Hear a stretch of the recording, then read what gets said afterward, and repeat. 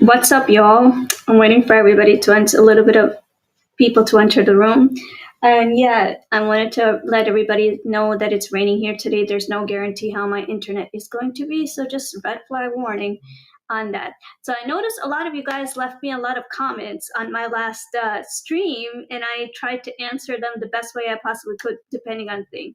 So today's stream, and I know a lot of people know this guy, Dan, and people like to read his stuff on Twitter, right? But the interesting is when I wanted to know a little bit more about his background and his Jordanian background and what's the cause of his converts. So the only thing I could possibly find was it that he converted because he wanted to protect his child or something. It didn't give me an accurate answer. Why did he? But after like watching some of his statements and things like that, how he stated like, oh, there's no freedom, this, that. So I'm going to put on his speech that he gave on a podcast, and some of the stuff I'm also going to interpret, because some of the stuff he said, I asked my aunt, I asked my family to family who are like, what, 80 years old, and they're like, is there such thing that Muhammad is he replaced God, he's the only God? And they just looked at me like, what are you talking about? I'm like, well, a famous podcast, right? An ex-Muslim stated that on a podcast, saying this, oh, I wrote articles, I wrote this, that he replaced God. And she told me that, what do you call it? Zulbak is another name for Prophet Muhammad. We are not to ask the prophets anything. We ask everything from God. So I'm like, you think for a minute, if you were told that and you're like 80 years old, where did this education come from, right? That requires looking behind the doors, that requires the atmosphere and a little bit of background digging, And some of the people have not learned to do that, right? So I'm going to put on a stream and let's see what do we find and what stuff he says. And then I'm going to say pretty much put on the stuff that I do agree with him. I'm not going to say he's like zero, he doesn't know anything. He does know a lot. And then I'm going to put up the stuff where I disagree with him and why, right? So we are going to step in and I'm going to let people come in this room while I get ready to open up my station. Give it a few minutes. It's 12:38 already. And I gave everybody a heads up that it's raining here today like hell. It's supposed to rain all day. I might lose my internet, so don't be surprised on that heads up today.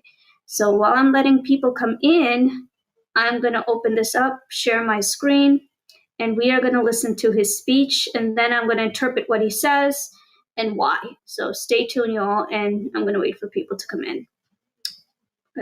So people's coming in, I'm going to get ready to put up my station.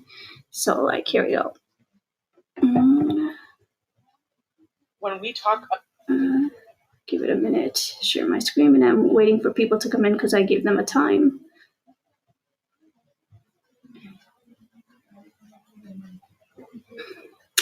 And I'll give them a few minutes to come in. Okay, share. That's on my screen. And I'll give it a few minutes for people to enter. And I'm going to get ready to play. Okay, there's me. Yay. Okay, we are going to get ready to play while people come in, and we're going to listen to them. About a central authority. So, like, for example, in Catholicism, we have a central authority, we have a pope, we have a magisterium, we have a central teaching. Does that exist in Islam? And then who, if it doesn't, who are the authoritative voices that speak? Well, I have written an article about Muhammad, the man who replaced God in Islamic tradition. As a matter of fact, Muhammad is the absolute authority in Islam. Okay, so this is where it is false. That's not true, because then I'm going to be looking at a book. I'm going to be like, oh, God forbid, I can't believe I'm saying this on camera. Muslims are going to bomb me for it. Okay. Oh, Prophet Muhammad. Oh, Prophet Muhammad, we worship you with this. Prophet Muhammad. So if Prophet Muhammad is everything, who's Allah, right? And I asked this question with my mother-in-law that no, we do not make prayers to the prophets, which is Huzur Pak is another term for Prophet Muhammad. Huzur Pak, we do not make prayers to the prophet. So Jordan itself was, I believe it was made in 1945, if I got that correctly. So these interpretations, they developed out with time, right? Now you think for a minute, I'm going to get to there what he says that Islam does not have freedom.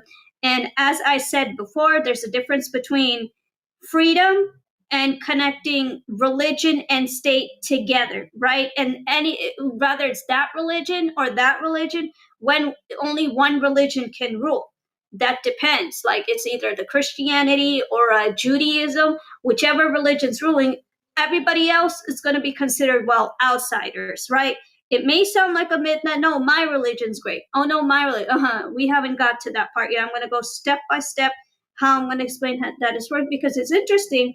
Someone from Israel told me, I'm like, why don't you make Judaism the official religion of Israel? He's like, no, I want church, the Torah laws and my country laws to be separated. I'm like, why? But you're a Jew. He's like, no, I do not want it like that. And I will explain why, and we will get there. So continue away. And you're going to listen to him, and I'm going to interpret why I agree and why I disagree with him when he's so famous. But go ahead. Was the embodiment of everything that he has taught. He is the interpretation of the Quran, his life, his sayings, his actions, his consent. Everything was recorded over the period of 23 years. And we have these resources. They are sanctified in Islam almost as much as the Quran is, which is the word of Allah. So Muhammad is the absolute authority, of course. And Islamic tradition, the Quran is. But again, the Quran is not the only holy book in Islam. All the sayings of Muhammad and the actions of Muhammad, which was recorded in what we call hadith, also has... Okay, so this is where education comes in. I told this to many people. Do not rely on content creators. Do a little bit of self-education. Listen to what they talk about, but do not take it to the fullest level what they talk about. So what are the hadiths based off of, right? Where did they come from? So after, this is the stuff I can even show you on screen if you want. After Prophet Muhammad's death, there were the Umayyad Caliphate and one or two other, Rashid Caliphate, I believe, all these other caliphate who launched and expanded Islam after Prophet Muhammad's death. And that's where it expanded to the fullest level. You see, Prophet Muhammad didn't last long after, I would say, the year of 500 or 600, max around there. He was pretty much dead after that. He didn't last long after that. After that, there were three other caliphates that ruled the religion and expanded the religion throughout time.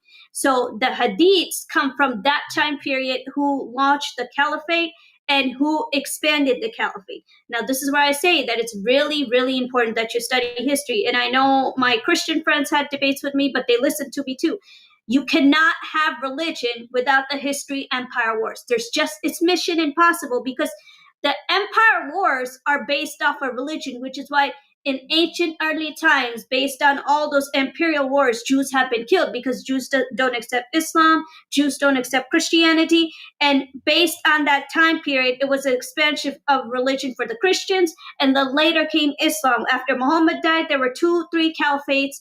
For Iran, for example, Ayatollahs way later after the Pahlavis, way later after time. Before that was the Shia dynasty caliphate. So all these caliphates, you have to read in time, how did they took place, and how did conversion take place, and how did they expand throughout time. Stuff didn't begin with Muhammad. I guarantee that some of the leaders back in Jordan, they're isolating the Umayyad Caliphate, which is the biggest caliphate after Prophet Muhammad's death, and it also shares how Al-Aqsa took place. How crazy is that? If you do not study all this history, ideologies, how stuff took place, you will never understand how stuff got transformed. It didn't transform like, oh, let's build here now, let's do this, let's do that. No, there's a time trail. And throughout the time trails, there were wars. You cannot have religion without the religion empire wars, because that's what the wars were about. Conversion and whose religion is going to expand. There's only one religion who did not do that. They left the tribes, but they didn't convert people, which is why they have a history with the pagans, and that would be, well, Judaism. So listen away. The same sanctity and the same authority. Sometimes hadith or a saying of Muhammad could trump a Quranic verse. It is this much sacred in the Islamic tradition. Okay. So one of the things that I get feedback from when people talk about Islam is, but that's not what Islam teaches. So some people will say, oh, but that's not what Islam teaches, which is why I was asking about that central authority. So okay, so well, I'm going to pause this for a minute. The reason why you hear this statement that this is not what Islam is, because like I said earlier, after Prophet Muhammad's death, there were other caliphates that led the lead. He may be the messenger. I mean, the religion, it's already here. It's already here. It's not going to arrive again. Muhammad bought the religion. It's already here. It's not going to reestablish itself. It's here. He died. Now who's going to lead it? Who led it after whom? Who bought the message of Islam? Who led it? And that's what you need to look into. What other caliphates were they who left this message? Congratulations, I am bringing you a final book. This is the final religion. This is my message in religion in this book, which is the Quran. Now, who led the caliphates? That's what people need to study. And I'm telling you, there were many caliphates who took place after his death. And it surprises me that I'm from America, and some of my best of friends who are Christians, they even told me that America does not teach this stuff. So I'm like, how are people supposed to know? They're like, no, I inspire you to teach your children whatever you know. So you think for a minute, if you didn't learn this stuff, what about Jordan, where this Muslim is from? What exactly did they teach you? Because it seems like other than Muhammad, you seem to have not learned anything else. That's what it seems like, but continue away. You're saying is that Muhammad is who is considered the final last prophet or the final word, and to follow the Muslim faith, it is about adhering to what he said. Is that what you're trying to say? Absolutely. Listen, if you want the Quran to be peaceful, you can find verses about peace and tolerance. If you want it to be about terrorism, you can find verses. So people get confused. Like, how is this possible? So Muslims in the West, they use heavily, they lean heavily on the peaceful verses, which is not that much, but it exists. And the way to understand what's going on here is simple. Muhammad, when he started calling his people to follow his new religion, he was weak. There was no army. He was not representing any political authority, and his tribe rejected him. So Muhammad at that time, he was very peaceful. But 10 years later, after Muhammad moved to Al-Medina, migrated to Al-Medina, which is... and people can actually read about Medina, because I have some documentaries that when Jews lived there at the time. Again, I keep saying this over and over, that people have a thick head to understand. It's all about the interpretation and history. If you're not, you need to interpret exactly in the time period of history. You cannot jump anything extra. You cannot add anything extra. You need to interpret exactly of the time period of history, right? So I've seen interpretations where scholars, countries like Jordan back at the time, you could say Jordan got de-radicalized a little bit later. Jordan wasn't perfect exactly in the early 2000s. It was actually pretty bad. And how Muslim Brotherhood did win the election. I was reading a little bit of that information, that how in the early of 2000, which he left Islam in 2000, and now he converted to Christianity, but it seems like he doesn't know Christianity's early ancient history either. But we'll get to that later, because me and my Christian friend, we talk about this all the time. Of course, the empires take place. The empires are the important role of all, because the empires were all about religion, whose religion was going to expand, and Jews did not survive either of them, whether it's Islam or Christianity, in that there's many empire countries to look up that shit. So that's not the important part yet. The important part is, if he died in 500 to 600, so what happened after that? Either your country told you or they did not. And I said it. It's the Umayyad Caliphate, the Rashid Caliphate, I believe, and one more. 3 other caliphates took place when he died. So, like, when he says, like, oh, but he was weak and he took place and how he died, and then he was very weak, and then he states stuff changed after that. Of course it changed. I just told you why. There were 3 other caliphates that took place in that time, and that's what the hadiths picked up their resources from. So listen away. The most important historical event in Islamic history. The Quranic language was different because Muhammad became a political leader in Al-Madinah, and he had an army. So okay, so my debate with like my Christian friends and even sometimes my Jewish friends who actually do listen and understand why every religion turned political at some point, because without the political ideology, you cannot expand it. Okay? Without the political ideology, you cannot expand or convert people. Like, for example, if anybody studied the first Crusaders older than this, the first Crusaders took place in Europe, how you fought the pagans, and everything was pagan. I keep telling that to people. Pagans are the people who converted in religion, and most religion would be Islam and Christianity, okay? So if you do not understand which places the pagan ethnic groups lived, and I'm telling you, they lived everywhere. The only religion that did not do this, which is why there's a small portion of it, was Judaism. Yes, there's tribe spread, but due to the command of Moses, they couldn't convert people. So listen to what he says, and I am saying it. It has to, without political, you cannot convert people. It's either lose the political enforcement, and as I said before, only one religion can rule. All 3 religions cannot rule at the land without the concept of freedom. It's either no freedom, which means one religion rules, or keep religious faith and your country separate. That way other people can practice. But when it comes to ruling, only one religion can rule, and you cannot have expansion without the political ideology. And that happened in the first Crusaders too. How did European pagans become Christians? You got to read that up. But yeah.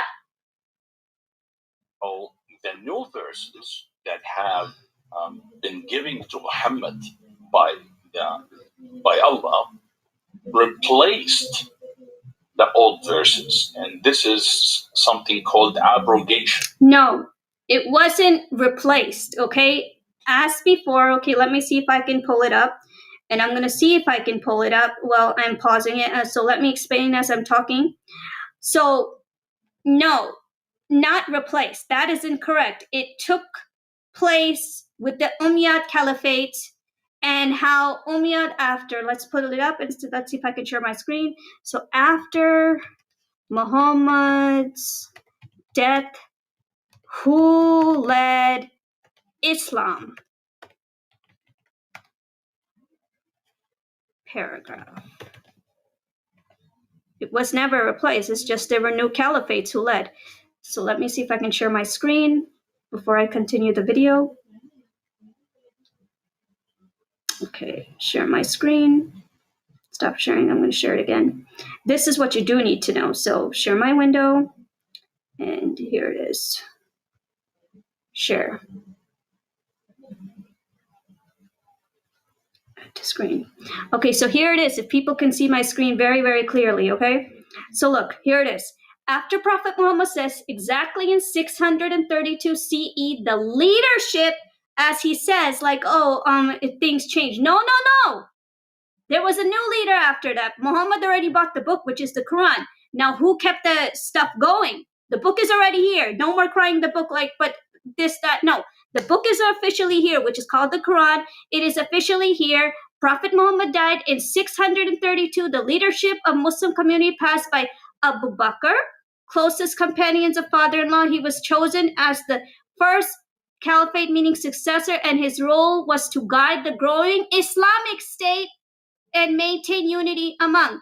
After Abu Bakr's leadership continued with series of early rulers known as rightly guided caliphates, including Umar ibn al-Khattab, Uthman ibn Affan, and Ali ibn Talib. However, disagreements over who should lead after Prophet Muhammad's death. Eventually, it led to division within Islam, most notably between Shia and Muslims. So when people say Prophet Muhammad, okay, he bought the book. He was alive at the time, but he's not the one who led. He's dead. Like I said, he is dead. Who led it? So you want to think for a minute, who led it? After his death, 632, there were other leaders who led the Islamic laws. Okay, now the tricky part is not all those laws were instructed in the book. Those were made up laws throughout with time. That's where you need to do behind the door education. Okay, now wait a minute. Not a lot of the Arab countries ever thought about this. This is whatever the leaders taught them regarding Prophet Muhammad. That's the only ideology they know. Not all the stuff that I'm showing you that requires deep education, deep study behind the doors, deep looking. And I told you, you cannot have the empire wars without religion, and you have to match history with the empire wars, because that's where everything began. It was all about the religious expansion. And you cannot have a political ideology without some concept of religion linked to it, because based on that, you make choices and you launch it on the land. Get it? And that can be any religion. I'm going to get to that later. That's not the important part, but listen away. So he's incorrect there. This is what happened right after his death, when he died. Listen away. Back to the video. And I'm going to bring it back up. Share window. Back to his video. Share.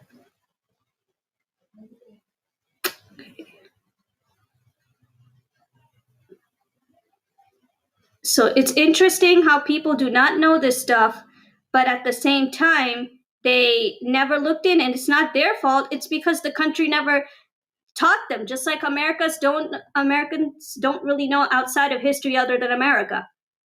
Listen away. Abrogation is a Quranic concept.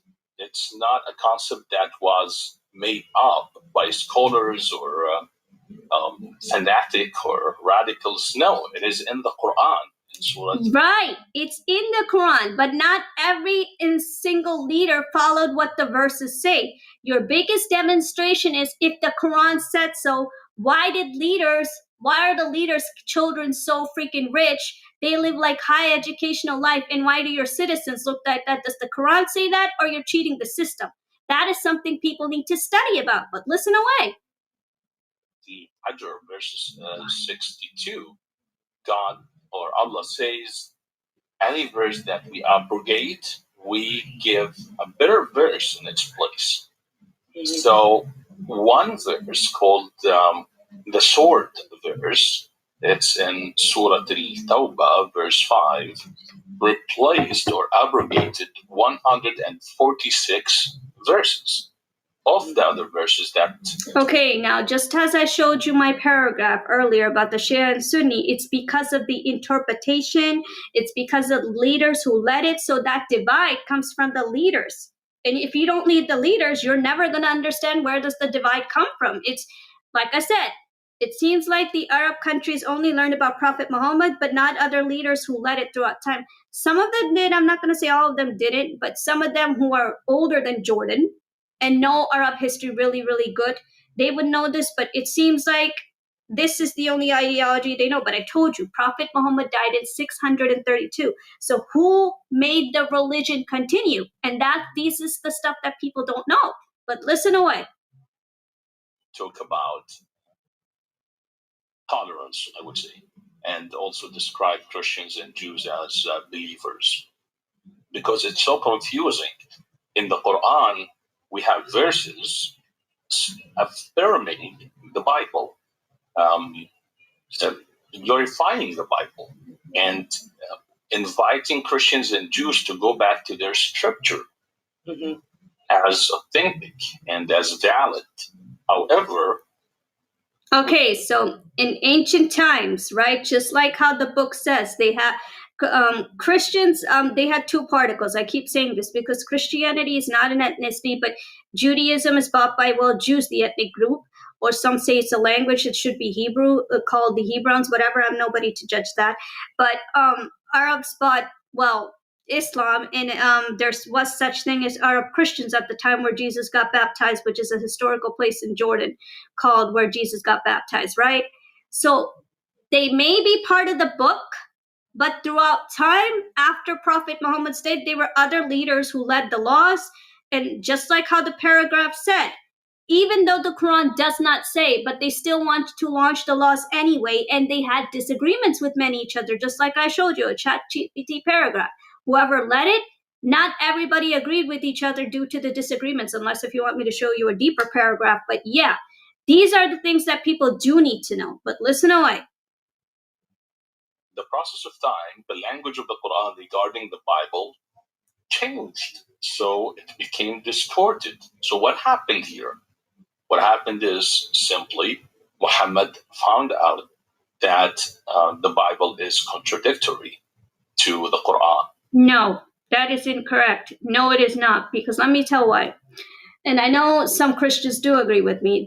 Wherever he got his information from is incorrect. Okay, number one, the Bible would not have a concept without Judaism, because even my mother-in-law, who's a Pakistani, knows that he was Yahud. Yahud means Jewish.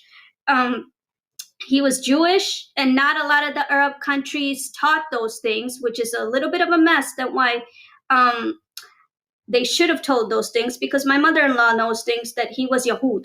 He wasn't an Arab, she was Yahud. The only Arab was Prophet Muhammad, okay? Now, 90% of the laws that came, because Judaism was first, even my mother-in-law knows that, concept came a little bit from there, like the traditions, right? Now, Christianity, it's a divide, the Old Testament and the New Testament, right? So the question is, which testament did he agree to? Which testament did he reject it? Because there are many Christians today. If you monitor, some Christians still hate Muslims today. Some Christians, like Catholics, they're agreeing with Muslims today. That all comes from what testaments did he accept? Did he accept the first and Old Testament in existence, or did he accept the New Testament? And all of those came before the Quran. Like I said, you need to match the time periods. But listen, nothing is false. Nuh-uh. You have to keep up with the time period. And therefore, he could not reconcile both books together. And that's why the language changed. And his opinion about the Christian and the Jewish book shifted. Mm-hmm. So that's why when people say,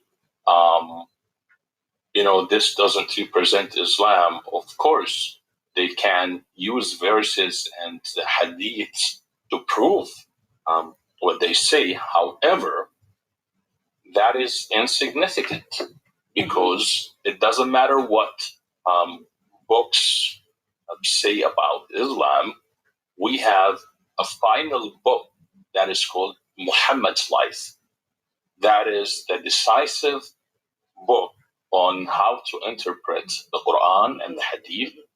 And okay, so this is where I disagree with them. I don't know what exactly Jordanians were taught in the time that the final book in Muhammad's life. No, that's like saying when Jesus got crucified and what was his life like, that he had to be crucified. Jesus had a life too, his teachings and why he had to get himself crucified, to get crucified for all, which Christians say that he got crucified for your sins. So even Moses has a life story, okay? Moses had a life story that Christians taught me for a change, that his relationship was good with God, some disagreements. So I wouldn't say that's the final book. Just because Jordan eschatology in school told him that the life of Muhammad is the last life and is the last to the Islam, that's not it. That does not match history at all. But the bottom line is Muhammad had a life story, and so did what is his name? Moses had a life story. All the prophets have a life story. You do not make any sense. They're based on the eschatology of Jordan education telling you that. But listen away. I don't agree with that, because many prophets had a life story. And I'm not sure how Jordan interpreted in their country for religious education. Therefore, there is no escape. There's no way to get around this. Muhammad's life is the absolute embodiment of the Islamic teachings. Okay. And so you did touch on the different texts that exist in Islam, the Quran, the Hadith. So is that all of them, the Quran, the Hadith, and the I think you said the life of the Prophet Muhammad. What are the texts that are referenced? Yeah, we have two sources. These sources are legislative in Islam, the Quran and the Sunnah.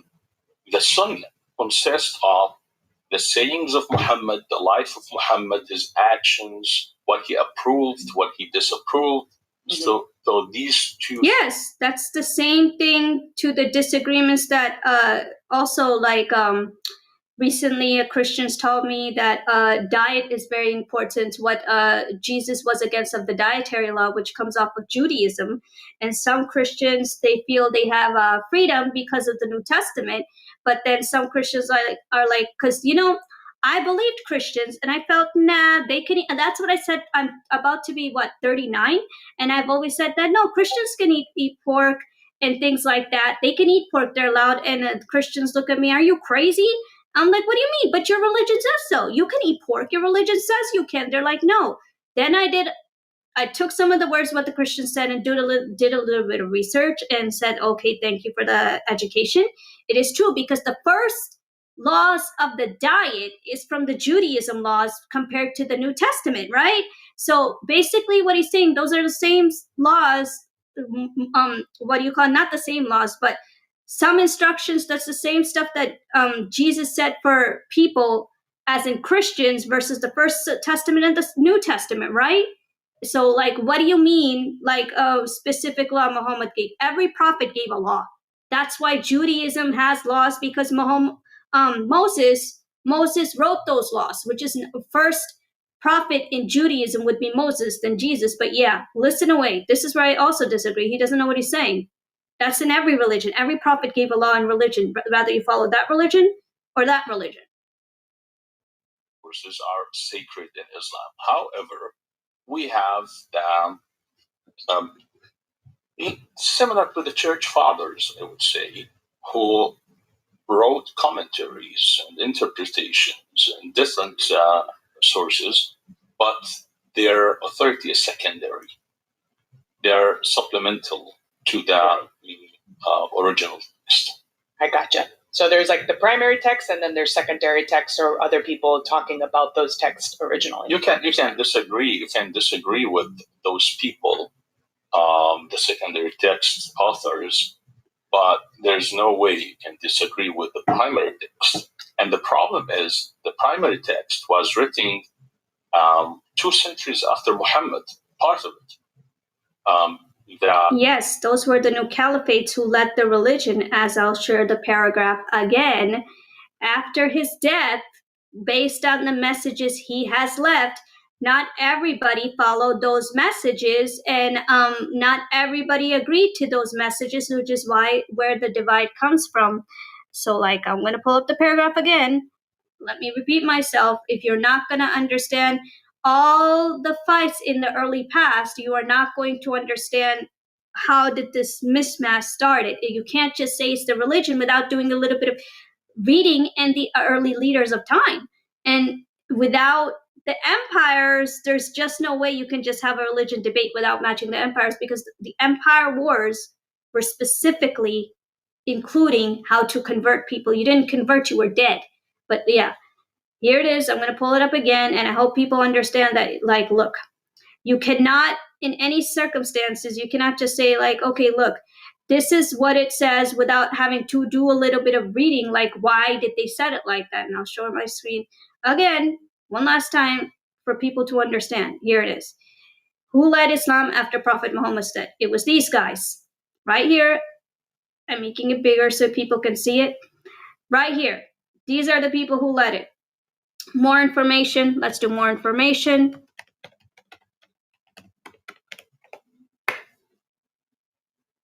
After the death of Prophet Muhammad, Muslim community faced important question who said, who should lead since Muhammad is dead?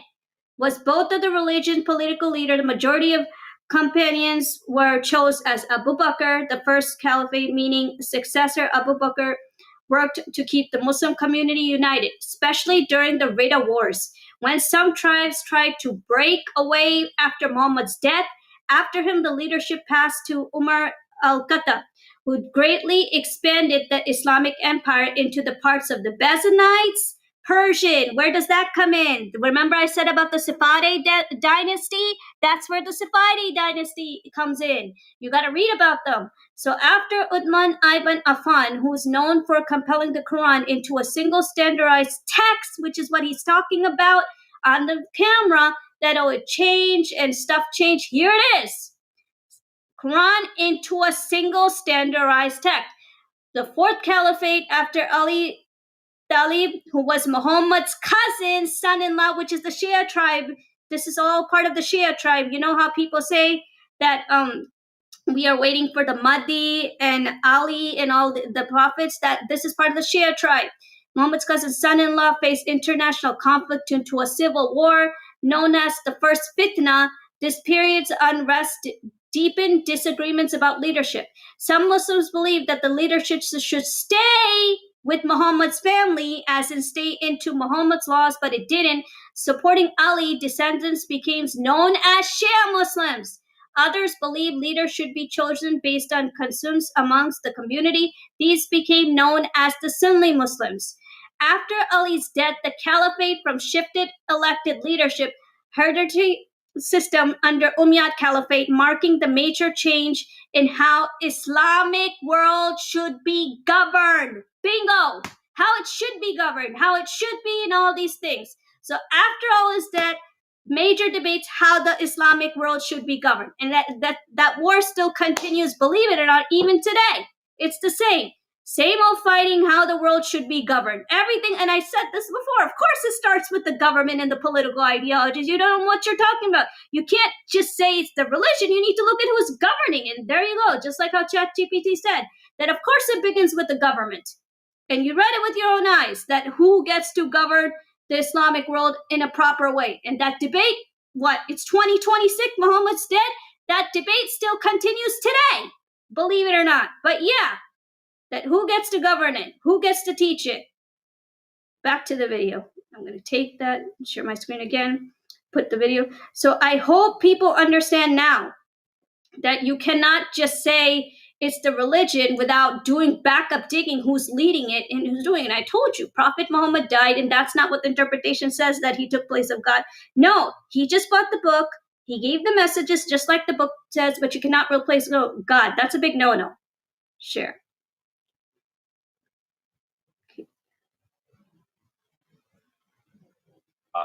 Collection of hadith. The people who were responsible for collecting the hadith, they started in 172 after Muhammad's migration to Al-Madinah. So we have 2 centuries of oral tradition that was not written until somebody, his name is Hammam ibn al-Munabbih, who started gathering the hadith. But then we ended up with 2 prominent figures, Al-Bukhari and Muslim, whose books about Muhammad's life is very authoritative as the Quran is. So yeah, these are the sources. Okay, all right. So in Catholicism, when a person wants to convert to Catholicism, they actually have to go through a whole year process. It's called RCIA, Rites for Christian Initiation for Adults. How in Islam does someone convert to the religion? It just takes you 2 seconds. You just recite the Shahada. I testify that. I believe what my cousin who's graduating from American school and decided to build his own institute while working with the Americans, as in Christians, all type of faith people. So I'm not sure for the Arab world, but when my cousin got married to a Christian, and many people started judging my cousins, oh, how could you marry a Christian? But they got over it with time, because all the brother-in-laws come to all the weddings, stuff, everything. And one of them even came to my own house to stay, and my dad really liked him. That was then just 1 or 2 years after that they got over it, and my cousin bought her children. So then he's like, okay, I'm willing to learn your religion. She told my cousin, but she's like, I'm not religious myself. Does it really matter? But then he's like, yeah, but your family's getting mad. So the only thing my cousin said for him to do in a mosque is to recite the kalma in a mosque, which is La ilaha illallah Muhammadur Rasulullah. Say that in the mosque, and like I believe it was 3 times, and then he made him do some surahs from the Quran from Arabic to English, and he said, "Fine, you're a Muslim." After that, and they've been living fine, and nobody judges him. Are you a Muslim or not? Are you still a Muslim, or are you still being a Christian? And nobody asks him that stuff. But the concept is he does respect it because he attends all the Muslim weddings.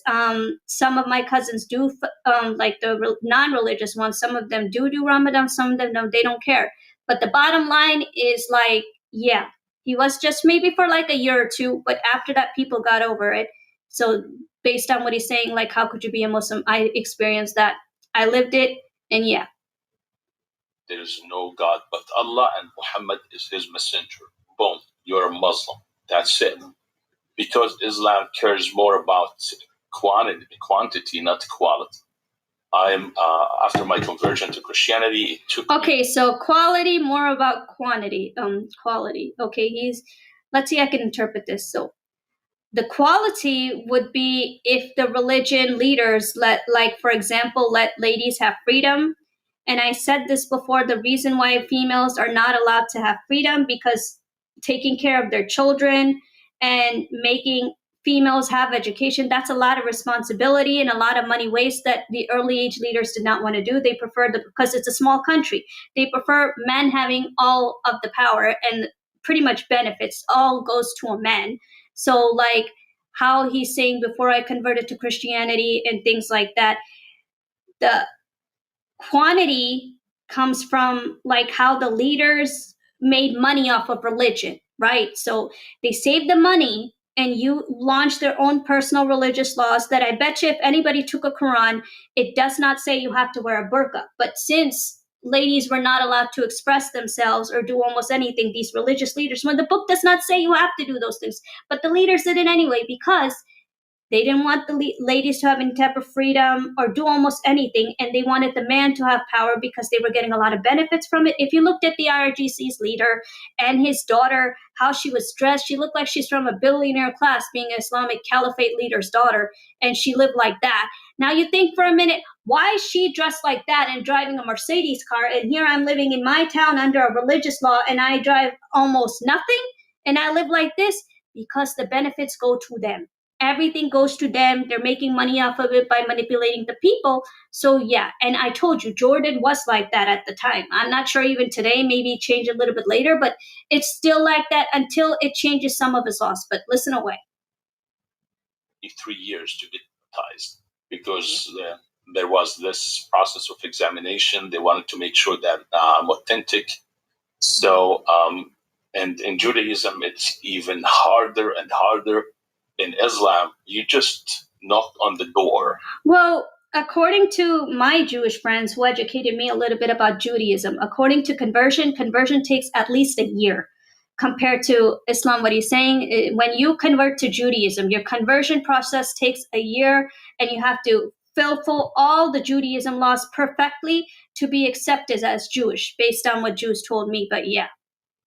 And say, I want to become a Muslim, and you will become a Muslim within 30 seconds. Right. Okay. And then if a person chooses to leave Islam, how does that happen? And then also, what are the consequences? Well, I thank God for the dictatorships in the Islamic world who are preventing Sharia law from manifesting.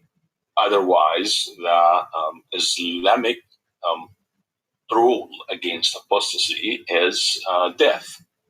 If you leave Islam, you... Okay, so let me interpret it, what he's saying. And I know people are like, oh, if you leave the religion, okay. Let's see the best example I can give. I asked my friend who is a pure Israeli Jew, and he's an Orthodox Jew, and he lives in Israel all his life. And I asked him, what if your government officially adopts all of Judaism laws? Like, are you okay with that? And he's like, no, I prefer my state keeping religious laws separate the way it is. I'm like, but what if it did? So now let's pretend, use your imagination. Pretend officially Israel does adopts Judaism because it's the best known home for the Jewish state. Pretend it adopts Judaism as the official state religion, no Christianity or Islam, right? So based on what Judaism says, if you break the Halakha, I believe that's the law. Halakha, was it? I think. Based just like Sharia. It's a very similar law, just like Sharia. So pretend if you decide you do not want to be a Jew anymore. I'm not sure what do Jews do, but I know for a fact, since Judaism is clean and stricter, if you break the law or almost anything, like I seen Jews say to other Jews, and I would say to my Jewish friend, why are you yelling, man? Okay, maybe he's a different Jew because we yell at Muslims the same way. So I'm like, why are you yelling at someone Jewish like that? He's like, no, that person's not a Jew anymore. They didn't follow this law. That doesn't make them a Jew. So imagine if you did break the religious state law of Judaism. I'm not sure what the governments are going to do. I'm not sure what policy are going to decide. But this is Islam when it's the state policy, right? Islamic state policy. So just like how you break a law of the Constitution, you get sentenced to prison, you get sentenced to jail. So they chose death penalty. Death penalty because once you kill a person, you don't have responsibility on them anymore. That, okay, you chose to leave. That's why I tell some people that these Islamic leaders, they're not really going to care about the ex-Muslims. Once you're gone, you're gone. They're going to care if a Muslim like me exposed to their differences, and this has been happening from the early 600s, from Prophet Muhammad's death, that when Muslims did not agree with each other, and that chapter still continues today. So if he converted and he wants to leave in his own state, rejecting the own state religion, that, hey, I don't want to follow the Islamic laws as a citizen, I don't want to follow these laws, instead of jail, because I have never seen Islamic countries ever put their citizens to jail. I'm not sure for Iran, but then you get the death penalty. And what's the reason for the death penalties? Okay, you're done. We don't have to take responsibility of you anymore, blah, blah, blah, whatever. But like I said, Judaism and Islam is very similar, but you have not seen Judaism in action. When it comes to action, because I know a lot of Orthodox Jews is pushing the state law to be more Judaism-like. My friend told me, I'm like, why don't you want to do it? You're an Orthodox Jew yourself. And his mother's wonderful. He's like, no, I would rather keep the way it is. I don't want all those stuff because there's a lot of people who don't follow the Torah like interpretation based on how it's told, and that's where all this stuff comes from, whether it's that religion. If you want to talk about like Christianity, my friend who's a Protestant Christian, she's like really against Orthodox Christians. I'm like, why the heck are you against Orthodox Christians? She's like, well, they're so strict, and I'm like, superior is not an answer. Come to the line, why do you? Because she feels they are more stricter compared to the Protestants, but everybody has their differences, right? But the bottom line, when a religion comes to the state law, it's either death penalty or jail, just like I was saying. Yeah, if you choose not to follow the religious laws and pretend Judaism comes in the same format for Israel, same policy. I'm not sure what they're going to choose, but yeah, any religion that comes into the state policy, there's going to be these problems for those who are not, well, part of that religion. Are dead. That's it. Mm-hmm. And this is in the it's explicitly said by Muhammad, whoever changes his religion, kill him. Okay. And you did touch on Sharia, since you said you already touched on that. Okay, so like when he said according to Muhammad, so like for example, I'm not sure if anybody ever read about USSR, which is Russia today. In USSR, in the early days, which is some people debate on this. I know Candace Owens barks about this all the time, like literally she does. Like, oh, look at the Christian Holocaust and how the Jews tried to kill Christians in the Christian Holocaust, right? You know Candace, the famous weirdo. But she gave a red pointer that people can read about. In the early days, when Russia was USSR, there were Orthodox Christianity laws and how women were not allowed to have freedom in the country. And Jews, they didn't want to obey any of those laws, which is traditions pretty much same today. Jews didn't want to follow those laws. So for that, in the times of USSR, since they rejected the laws of Christianity, whatever they had at the time, they ended up being burnt alive. They got burnt, they got beaten, they got sent to jail, all because they rejected the law based on how the Orthodox Christians made towards Jesus and what laws you need to follow in the name of Jesus, right? And Spain done that too at one point. So like, I know many American Christians tell me sometimes that, no, we inspire you to educate the stuff that you know, because America has never educated this stuff, right? So you think for a minute that, okay, if you are Judeo-Christian, and how can you be someone, a Christian, not like the Jewish people, right? What people say all the time. So you want to think for a minute, why are all these empires in one corner and why are they here? That's where the reading comes in.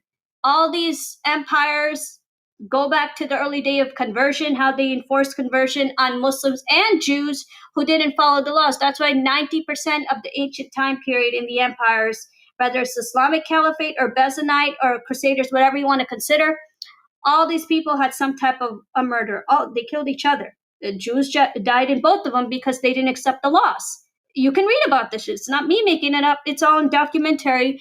I'm not sure if you're going to find it now, but it is there. You just got to look very, very hard. Same concept as he's saying, like, oh, under the name of Muhammad. Same in ancient time when people did not want to convert, or if they wanted to leave, you would have been dead or punished. Same concept. Can you expound on what that is? Well, Sharia is very simple. It is the policies of the Islamic State extracted from the Quran and Sunnah, the hadith of Muhammad. As simple as that. So if someone calls for applying Sharia, what they are saying simply is this: we want. Okay, so the concept of Sharia, let me tell you one thing. If anybody were to do a little bit of self-homework, all right? Type in the Judaism law and the Sharia law. They're literally very similar, okay? They're literally very, very alike. Like the way to dress, the way to eat. And this is what the Christianity's first testaments off of, like the first laws of Judaism, right? They're very similar. But the states who followed the Islamic states, like how they meet the laws, 90% of the laws wasn't anything at all. Like it was more towards physical abuse on the citizens than what actually the book said. I gave one, the biggest one of all. There's no scripture or law that you have to cover your face. That's a made-up law with time. The basic law is to wear a abaya, like a black dress or a scarf, and that's the main one, right? Instead, and then they interpret it in the name of Sharia law, like men have more freedom and they can beat up. But USSR did the same damn thing in early days of women. Women did not have free will to work. They didn't have a free will in legal rights, what to say and what they disagreed with, whatever USSR instructed them to do, which is Russia today. And so you're using the concept of religion law to enforce power on certain people, which would be the non-Muslims, females, and all these people, to keep people in line, to preventing them to do almost anything because it saves the country money. How stupid is that? But yeah. The policies to be dictated by Islam. Mm-hmm. Okay, dictated by Islam. So like, let's say I'm a Christian tomorrow, right? I become a Christian. I officially convert to Christianity. I am going to be officially dictated in my full oath to Jesus, whatever, whether I follow the First Testament or the Second Testament. Now, that's the same concept here. Now, if it's my state religion, let's say there's a Christian country and Christianity is officially the state religion, not the Constitution anymore. Put the Constitution aside for a minute. Pretend this is the official state religion, Christianity. Now, which testament are we going to follow of the laws? The first one or the second one? Now, according to the first one, there were really stricter dietary laws. So let's say if we follow the First Testament, which is based off of Judaism, and I broke one of them, or I started eating pork when, according to the First Testament and the stuff that's made, and I'm not supposed to do those things, yeah, the state is going to punish me because I broke one of the religious concept laws. I don't know what they're going to do to me. I wouldn't know, but yeah, they would punish me for that because of the First Testament of Christianity is officially off of Judaism, and that also requires dietary, which Jews follow. So if I break one of those laws, kaboom, I'm going to be punished in the name of, well, Jesus, because that's the law we're following, right? Christianity. We are not allowed to enjoy individual liberties, freedom of speech. Because that was the country atmosphere. It made the politician leaders save a lot of money to keep people in line, keep them like I said, when you give females rights, stuff to wear and their children right, almost anything, send kids to institutions for better education. All that stuff requires government money. Just like how America, when you go to college, your parents don't have that type of money. The government gives you a loan and the government pays for your education system. So instead, educate people that know you, in the name of religion, you don't have this freedom, that freedom, so you can never get an education, almost anything, because that requires money. And throughout the years, the Islamic states have never really given their citizens a lot of money. That's how you see the leaders are billionaires and the people look like shit. But yes. Religion, freedom of religions, equality, any of this, because it's antithetical to Islam. And if you want to apply Sharia law, that means we want Islamic rules to govern the society. So let me show all those rules, okay? I'm going to pull up my screen for a minute and how Sharia and the Judaism law is pretty fake, but that's not how people used it. Okay, Sharia and Judaism laws, how they are alike. I told you, let's let Israel adopt Judaism based on the government it currently like fully. Only one religion, just fully all Judaism. Everybody live under Judaism. You will understand how stuff the Islamic states, what they done, and then all the disagreements people had with each other. And that disagreement came after the time of Prophet Muhammad was dead. Even though these countries never taught this eschatology and made people think it's just Muhammad, nobody else, But that's a lie. Sources will not lie to you, but yeah. So here I'm going to type this in and then share my screen. Sharia, similar to the Judaism laws. And I'm going to share my screen.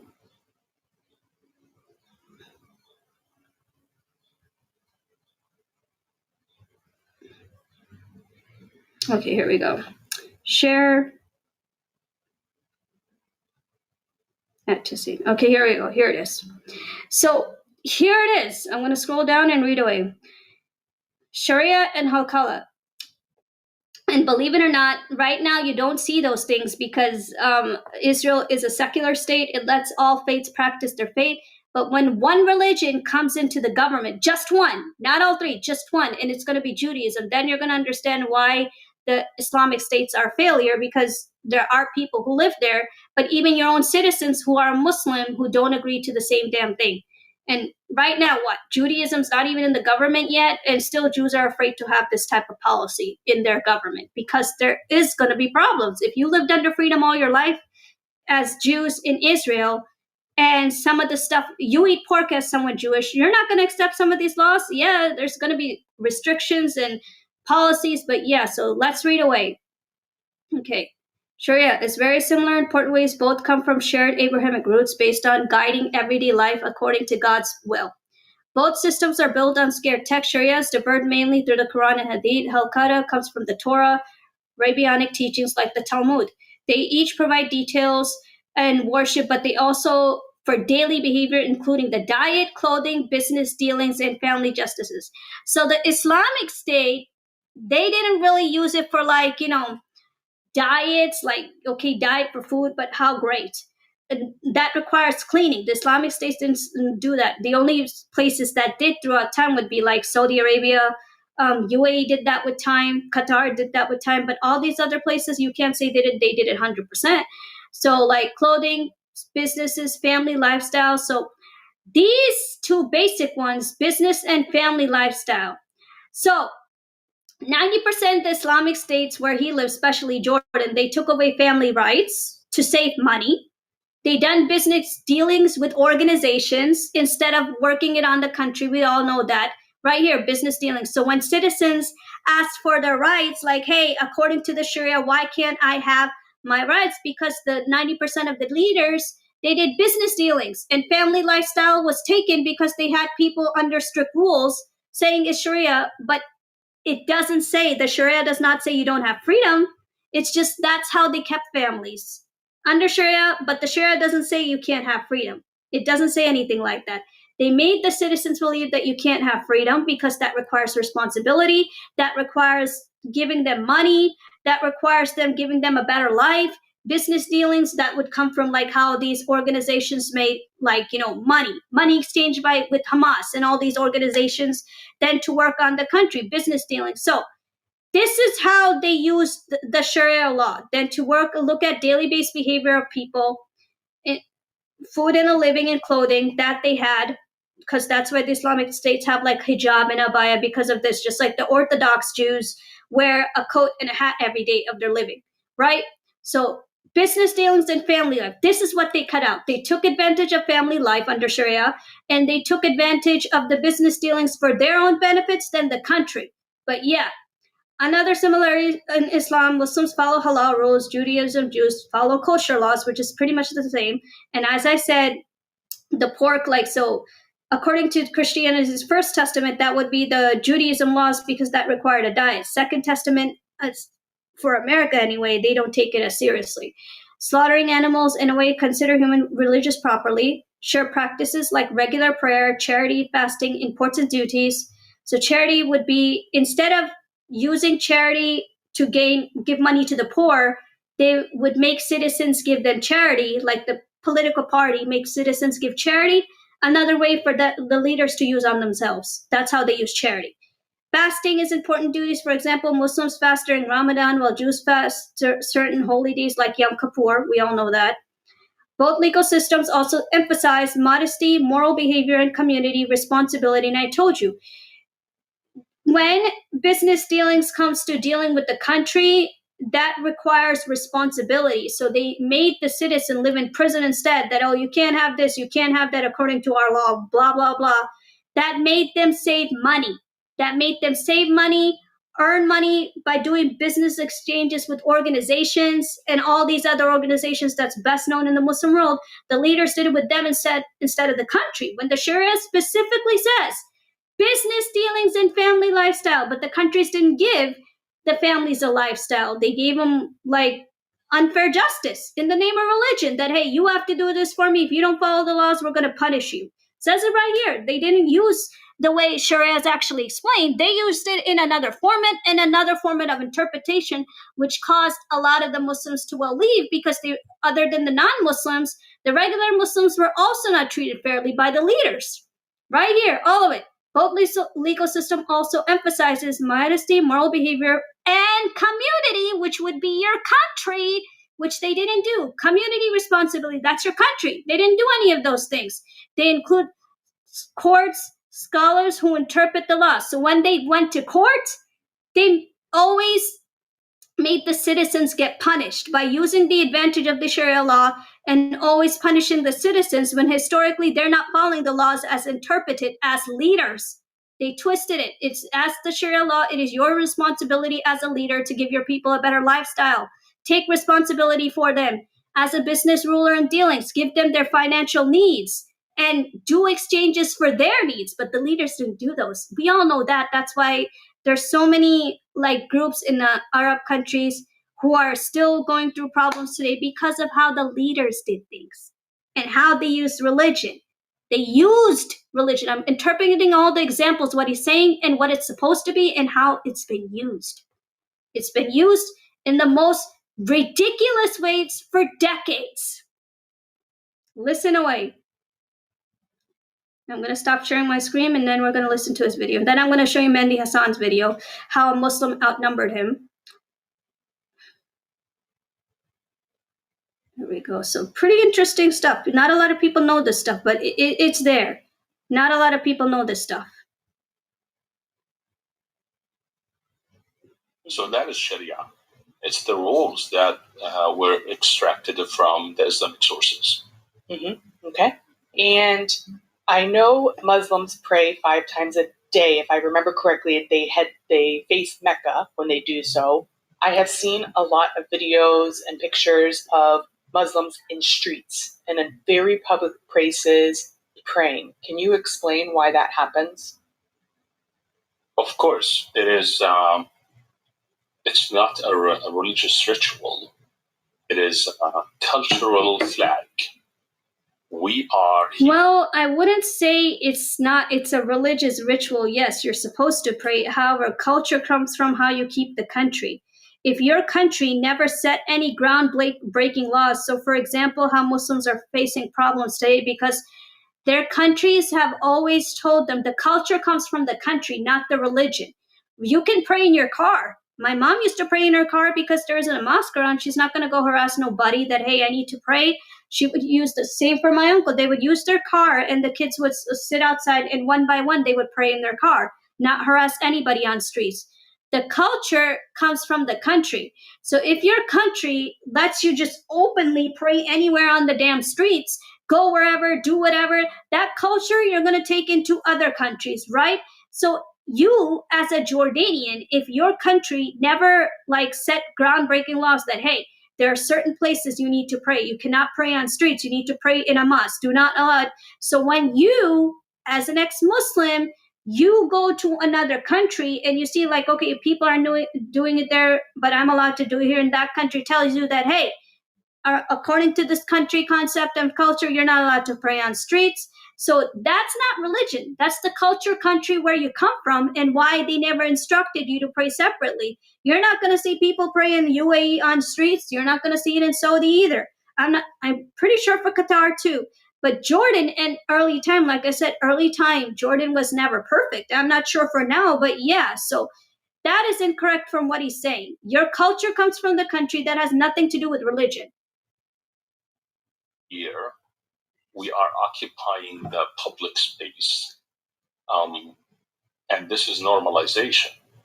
It is very slow. Well, of course, if your country never set you a groundbreaking rules that, hey, this is where you stop, you're not allowed to do this in other countries, of course you're going to say, go to another country and say, oh, guess what? I'm allowed to do this stuff and I was never stopped. The first priority comes from your home country. If your home country never stopped you that, hey, look, you are not allowed to pray on the streets and you are not allowed to do this in these countries, you would know about it, right? But since your country never taught you those things, now when you go to an unknown country, you're going to look like an idiot, complete idiot, that, hey, people are going to look at oh, where the hell did you come from? Why are you praying on street? Or wherever you come from, didn't they teach you those things? Of course not. I'm saying it.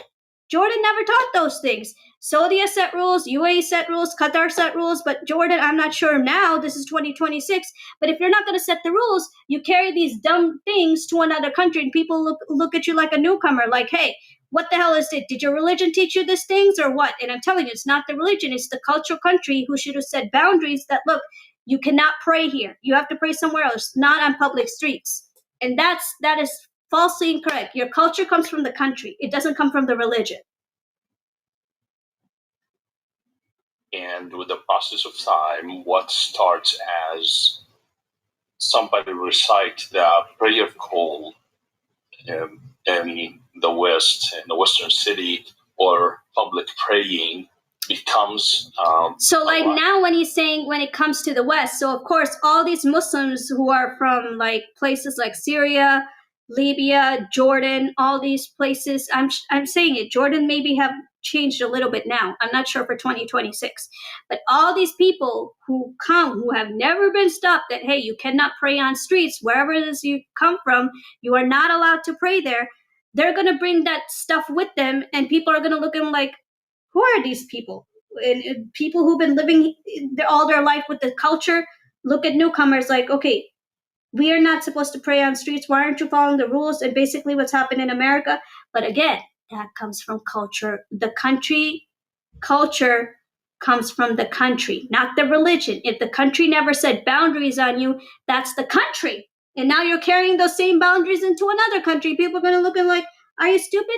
I'm not even gonna lie. Some places in Pakistan, like Lahore, is a little bit clean. Gilgit is very clean. Karachi used to be clean. Now Karachi has turned into a dump hole. But yeah, words from my own mother-in-law when her house is there. So all this stuff comes from the country. The culture style comes from the country. That's not the religion. That's the country. Why hasn't the country set boundaries to you that, hey, this is not where you're supposed to pray? I just showed you the paragraph of Sharia law. Whoever's ruling, putting Sharia on the people, it is your something that said responsibility. Responsibility. You need to set responsibility and boundaries on your people the right way, which some of these places never did. Right. So when you don't pay attention, when you let this slip, what you are actually doing is you are normalizing it, because unfortunately Islam does not respect boundaries, doesn't know boundaries. According to Islam. No. Okay, let's try this again. If you have the Islamic laws in your country, as in the state, as a leader working with those laws, just like how the Sharia paragraph of ChatGPT said, you as a leader, then what is responsibility? Let me ask you this. What exactly is responsibility? Leaders never took any responsibility, just like how the Sharia paragraph said, that you have to take responsibility. You have to take responsibility to set boundaries. And the leaders, they never took responsibility in anything other than ripping off the money for their own benefits, shaking hands with organization where they can get more business benefits. But when it comes to the people of responsibility, again, teaching them the boundaries, like, hey, don't go there, don't go here, and do not pray over there, that requires Sharia responsibility.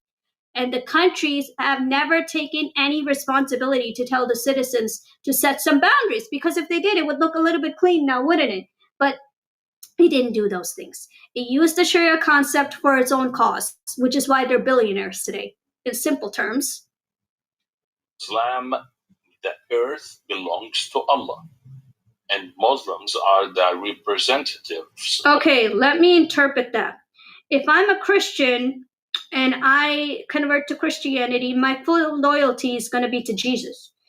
Any Christian country that I'm going to go to as a Christian, my full loyalty, and any Christian is going to believe that, hey, everything is made for, like, us, the Christians. Yes, we're supposed to respect our neighbors, but our first loyalty as Christians is for Jesus, bow to Jesus, repent to Jesus, all those things. So, like, I'm going to believe that my Christian identity and my Christian people are my first priority in the world, basically. Now, if you're a Muslim, you're going to see your Muslims are your first priority. Same for the Jews. So it really doesn't make a difference. Whether I worship that book or that book, my first priority is going to be me being a Christian, worshiping Christians.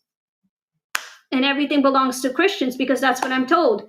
And even right now, if you look at it, not a lot of the Christian countries other than America are seeing it that way, because if they did, they would show Israel a little bit of respect. They're just seeing it in a Christian point of view that, hey, we are Christians, why we fought Jews due to our own terms, and how we see things as just Christians and the kids of, well, Jesus. Of Allah on earth, and their mission is to expand His authority. Okay, expand. So let me try this again, Dan, and I know you're listening. Number one, these are words from my own Christian friends. On the last day and the last breath of them, they're going to keep inspiring people to turn to Jesus, repent to Jesus, and even the Muslims to turn to Jesus, right? What he's saying that, turn to Allah, right? Well, Christians say that to me too, that leave your religion and turn to Jesus. That requires, the more you interpret it, the more you tell people, that's expanding the religion and creating more of the religion. The more you tell people that, hey, I want you more and more, you should turn to Jesus, Jesus will help you. That's me using my mouth and expanding more of the religion.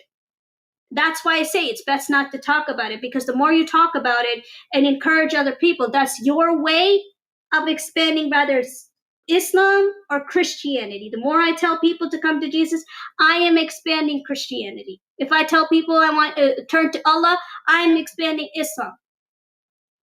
It doesn't matter. The only people who don't really approach this book, because in the early times, I keep saying this, you're not going to really see Jews say to a Christian or Muslim that you need to bow down to Yeshua or Hisham. They were never told those things. There was only two religions that expanded through conversion, and that requires, again, without the empires, your religion history is redundant, because the empire wars were all about converting people. Over all the earth, and any land that is being ruled by Muslims, it is the house of Islam or abode of Islam, and any land not ruled by Muslims is the land of war. And Okay, This is where you need to study about the ideology. So, as I shared the previous paragraph on my chat GPT, so that's where the radical preachers come in, and throughout time, just like how he stated that a lot of the leaders have changed ideologies, and you need to look up how they changed it and when they changed it. I just show you the biggest example of all. The Islamic caliphate continued, and all the leaders had a really big debate when Muhammad died. So places like in between, and of course this stuff is going to come in between. For example, Iran. Azerbaijan was part of Iran. And I don't know when it was given away. That would be another stream. But when it was given away, and now there's this divide between the Muslim world, like Bahrain used to be part of Qatar. Now, how did some of these places get their independence, and what Islamic disagreements they had? You see, just because it's Islamic land, I would say the Muslim world would have been united today. These are myths by saying, any Islamic land is ruled by. Yes, it is, but it's not successful without the disagreements. You wish, but yeah. Must be subjected by Muslims, whether through war, but if not possible, then through different means. And public prayer is one of the means.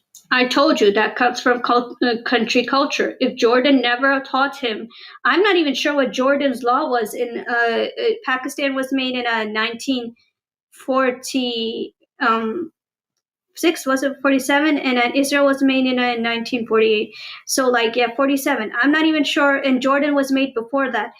According to sources, Jordan throughout time had really, really bad leadership that I've seen some Jordanians say even today when it's 2026 that they want Jordan to really change. Now, first basic stuff comes from driving, okay? When you're driving in let's say UAE, and you're driving in Qatar, you're driving in Saudi Arabia, you're not allowed to play on streets. You're not even allowed to step on streets. Because if you do, I've seen my nephew who lives in Saudi Arabia all his life. If you break one of those laws, you're literally going to get a penalty, and you have to pay that penalty, which is a lot of Saudi, I'm not sure, Royale, I believe, and UAE it's going to be called Dharam. Now you see places like Jordan, if they didn't set boundaries for people, how are people ever going to understand the concept that, hey, what are rules? Or when we go to another countries, there's such thing as rules. So if there's no such thing as rules, you're going to be looking like an idiot sitting on streets because nobody ever set any rules on you. Never. Right? If you knew the rules, you wouldn't act this stupid. To accomplish that. Mm-hmm.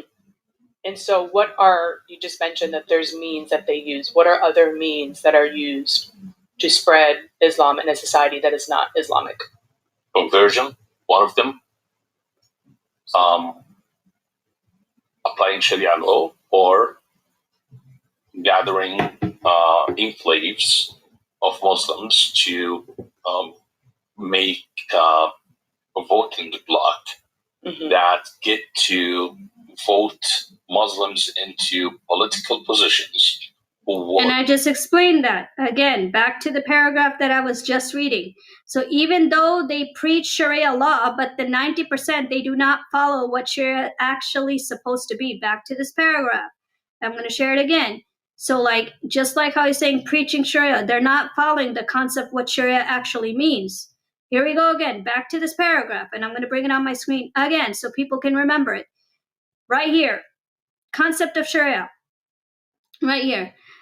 You need to take responsibility of your people. Both legal systems also emphasize modesty, moral behavior. Who are you going to do your behavior with? The people and the community. The community is your state. But the leaders never did those things. The leaders made advantages, profits right here, business dealings. They made business dealings more beneficial to themselves than the country. So the Sharia is there, but 90% of the Sharia laws, none of the leaders have ever followed. Right here, business dealings for their benefits. Community responsibility, nothing.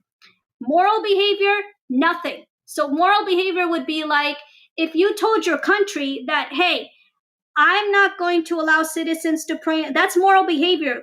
That literally is moral behavior. That, hey, be respectful. Do not pray on the streets. Let the people drive safely. That's moral behavior, what the Sharia says. And the leaders never did those things. Well, I don't know how simple I can possibly put it.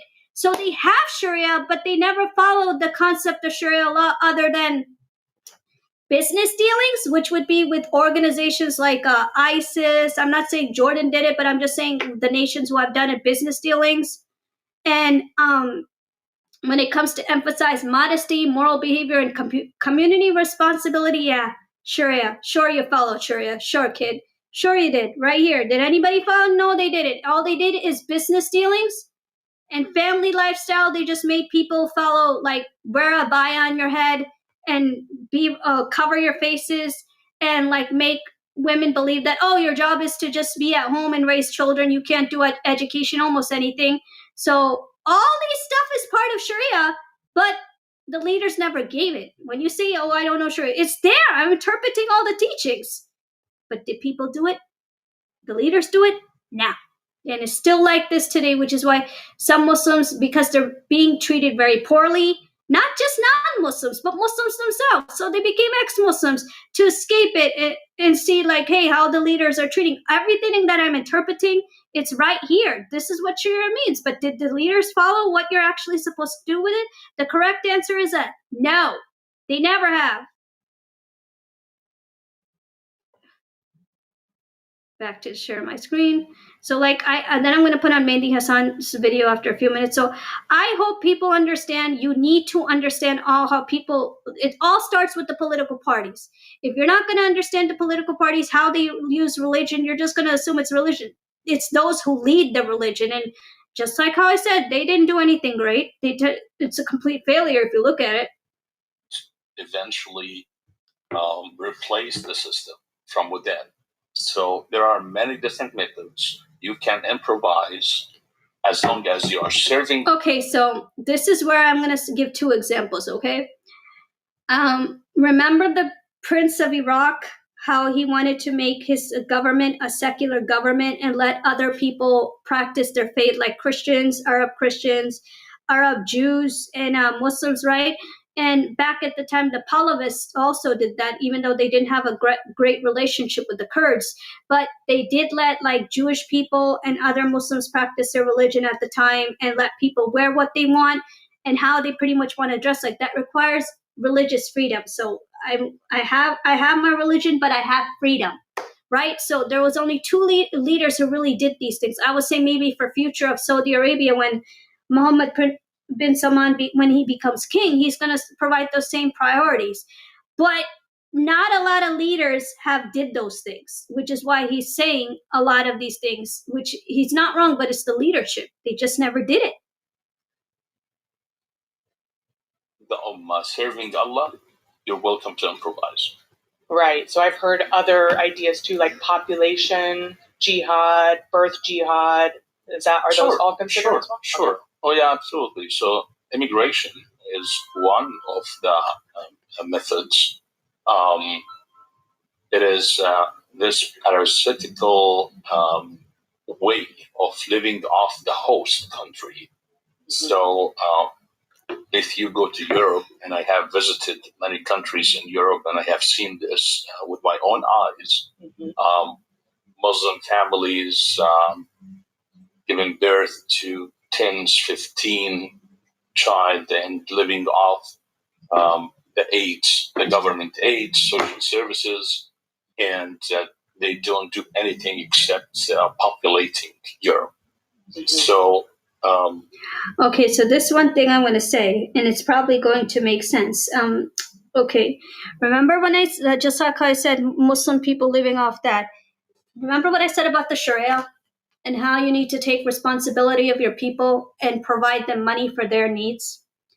If his country provided the money for his family needs, he wouldn't need to move.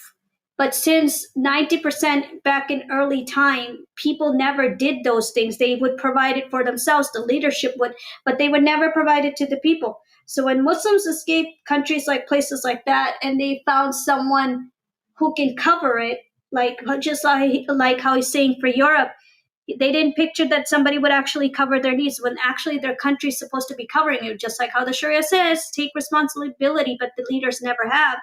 So when living off the government, and even if it's your Islamic government, you have to fulfill the people needs. That's what the Sharia says. You have to do those things, but the people never did. They built profit for themselves. So going to Europe, seeing those things, now if a lady is getting benefits off the government, but does she understand the policies? That's on the lady. How much does she understand the Europe policies as a Muslim? And 90% you're going to see a Muslim woman being worried about her children first, because who to leave the children if she doesn't have a guy? You know how Muslim women are all about the guys. Like if she doesn't have a guy, so who's going to watch your children? I'm not sure if he saw any of those things when he went to Europe. Did the lady have someone to cover her children? But yeah, if she has coverage for her children, then she's really happy to step outside. And jihad, okay, but I have to say this because I don't want to give the impression that I'm fear mongering or trying to freak people out, a conspiracy theorist. No, they don't do it intentionally. They have been programmed to do it.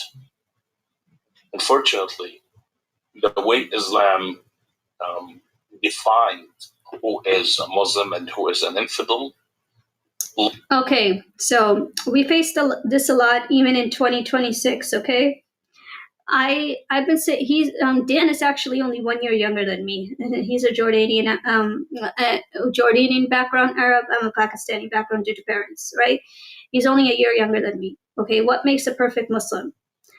What makes you a perfect Christian? When God gives you certain rules, your rules come from how you present yourself and your deeds. And I keep telling this to Muslims all the time. I'm never going to stop. That your deeds come from how you treat people. What choices do you make? If you just wear a hijab or a abaya, you're just doing yourself a favor and you're doing this for yourself, what God told you, right? You're just doing that for yourself. That's not for everything else. You are responsible for the choices you make. You are responsible what you tell people. You are responsible how fairly do you treat your people or neighbor. You are fully responsible for those things. And something I was asking my mother-in-law a couple of days ago, and she gave me the exact answer what I'm saying over here. She's like, on the day of judgment, and Jesus is going to be there, believe it or not. She told me that, which is Isa Salah. Jesus is going to be there on the final day of judgment. And God is specifically going to ask you, did you really believe that is me? If somebody made you do something evil, like he's saying jihad, or fight somebody, or hate somebody, that's where I say that do you not have like a self-esteem or a brain of your own?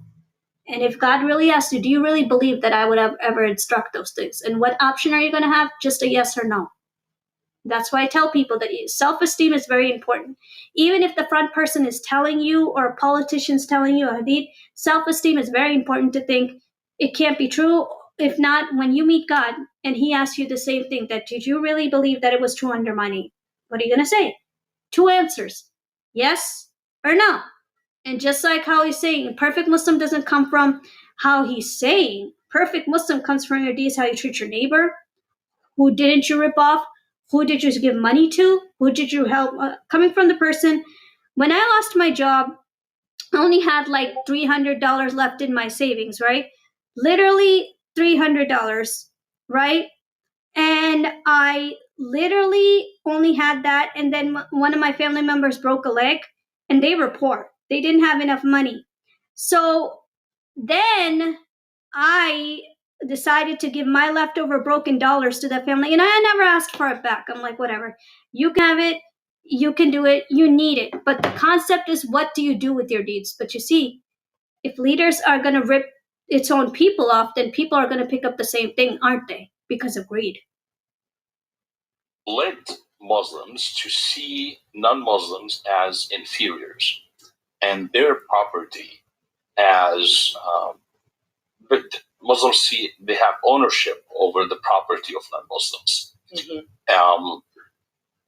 So unintentionally, when they move to Europe, they do this. They, in their consciousness, they are like, okay, we are taking over, because this is a self-fulfilling prophecy. Muhammad said Islam will take over the world. Muslims believe they're going to take over the world, so they are taking over the world. But of course, the majority of them, when they travel to the West, they are seeking opportunity and better lives. But they end up participating in expanding Islam because it is in their identity. It is not something that they Okay, so 90%, you're gonna, like, I've seen this. This is a conversation right in front of my eyes, right? A Muslim tell me, oh, I'm like, so do you even know your cultural identity, buddy? He's like, my religion is my identity. I'm like, no, it's not. Your religion is your practice of faith. It's not your cultural identity. So I asked him, are you by any chance, are you an Arab? Because the Arabs bought the religion. Are you Arab? Because all this covering your face and things like that, these came in ancient time. Words from my sister-in-law who used to live in Saudi Arabia before she shifted back. That covering your face, early time Saudi Arabia launched it for some time, but it wasn't an enforcement that you just have to wear it 24/7 and you can't show your face, right? So her husband didn't like her covering her face. She would leave it open, but then my sister-in-law was like, nah, the atmosphere is not comfortable right now, so I should do it, right? So I show my cultural photos from like Pakistan, dressed up all pretty and things like that. And he gave me emoji that like, ew, you look so gross. I'm like, why should I be ashamed being dressed like that? That is my cultural identity. I'm not an Arab. And he's like, well, and I keep trying to explain this to him, that your cultural identity does not come from the Quran. That's from the country. Now, if the country since Jordan is an Arab country and you lived by the Arab rules and you followed the Islamic laws compared to places like Morocco or Pakistan and places like this, they didn't really follow everything, like make it into official pressurized country. Coming from the person whose mom got married, she didn't have to do any of those things. She was dressed really pretty. But when the country make all these laws enforcements like it's some responsibility, people have a confusion here. Your culture comes from the country. It doesn't come from the religion. And if you naturally are an Arab and you live the Arab countries by your laws, then that's technically your identity. Now, what's going on here is just like how Dr. Huda said, and I actually agree with him. People are getting too Arabized. I'm sorry, they are. Your Arabized is not your cultural identity. Your cultural identity comes from the country, not religion. Religion is just your practice, what you have believed in, what you have faith in. That's not your cultural identity. That's like me saying, okay, oh, gee, I'm ready to be an Arab, but I'm not an Arab. Everybody knows I'm not an Arab. My background is from like Hindu ancestry and things like that due to my parents. My parents even know that. My own mother-in-law even knows that. Me, I would be from American ancestry because I'm born in America. I wear Western clothes. I'm wearing Western clothes right now, right here in my pajamas. But once in a blue moon, I would wear like those cultural clothes due to having my parents. But any circumstances, I'm not going to wear a burqa on my face and things like that. That's not me. That's not me. Why would I be embarrassed to show it? That is not me. It's just not. And people are just like pointing fingers at me that, oh, ew, whatever. I'm like, dude, you're either an Arab, say it tomorrow, and Pakistanis get embarrassed about it. But wait a minute, we're not Arabs. Okay, then show your cultural identity. Since Dan is an Arab, there's a difference. How I speak and how he speaks. He's from an Arab background country. So it's different how his atmospheres was, but yes. To wake up in the morning and plan to do, they have been shaped by Islam to seek that and to pursue it. Mm-hmm. Yeah, exactly. It's not like all these people are so malintentioned that they're coming in and intending to do that. There's just the reality of how it's happening. Secret meeting, Mm-hmm. secret right. let's take over the West. It doesn't work like that way. But the ideology itself is shaped that way. Yep. It's constructed in a way to push its followers to accomplish its agenda, whether they know it or not. Right. Okay, so we talked about conversion, and then if a person passes away or dies from, whatever. And the person dies. I explained those two, and I showed you what the Sharia means, but how politician leaders use certain rules and how they ripped people off. They never took responsibility. Responsibility is part of Sharia. Did they take it? No, they didn't. Just like how he said for Europe, a lady got government benefits from Europe. Of course she did. Her country never gave it to her when it's the country's responsibility. But listen away, then I'm going to show you Mehndi Hassan's video. This is too long. Then we're going to go to the second speech where a Muslim debated Mehndi Hassan. But yeah, this is the conclusion for this. Rest half, I'll put it again some other time with him. But this is the basic ones that I want people to see. A person dies or passes away. What is the view of heaven or afterlife for a Muslim? Well, we have paradise and we have hell, of course. Okay, so I've noticed like some Jews don't believe in those things. I'm nobody to bring that up on my table, but I can bring it for the Muslims. Okay, first of all, paradise. Paradise is no damn thing that you dress in a hijab tomorrow, you dress abaya tomorrow, and Allahu Akbar, just holding the Quran, look at how religious I am, but ignoring the basic facts, what the religion actually says. And I showed you what Sharia actually means. Did the politicians ever do it? No, they didn't. They preach it every day, abuse their people under the name of Sharia, Sharia, Sharia. But actually, they didn't take the concept of what Sharia actually says. Responsibility, people needs, things like that. Did those countries get it? No, they did not. The only countries that have sort of succeeded throughout time and probably going to get better by 2030 is places like Saudi Arabia, UAE, Qatar. They made some improvements in their atmosphere and cleaner. And Pakistan, I don't know. But like, yeah. So based on that, your heaven comes on your deeds. It doesn't come like how great you look in a hijab, or how much do you wear the hijab, or how much beard you have, or how much practices of the Quran you do, and how much you pray. That's for you. That's for you to remember as a Muslim. But the way to paradise is not by forgetting everybody else. That is from, what do you call it? How should I put it? That is from how you treat people. How much responsibility did you take?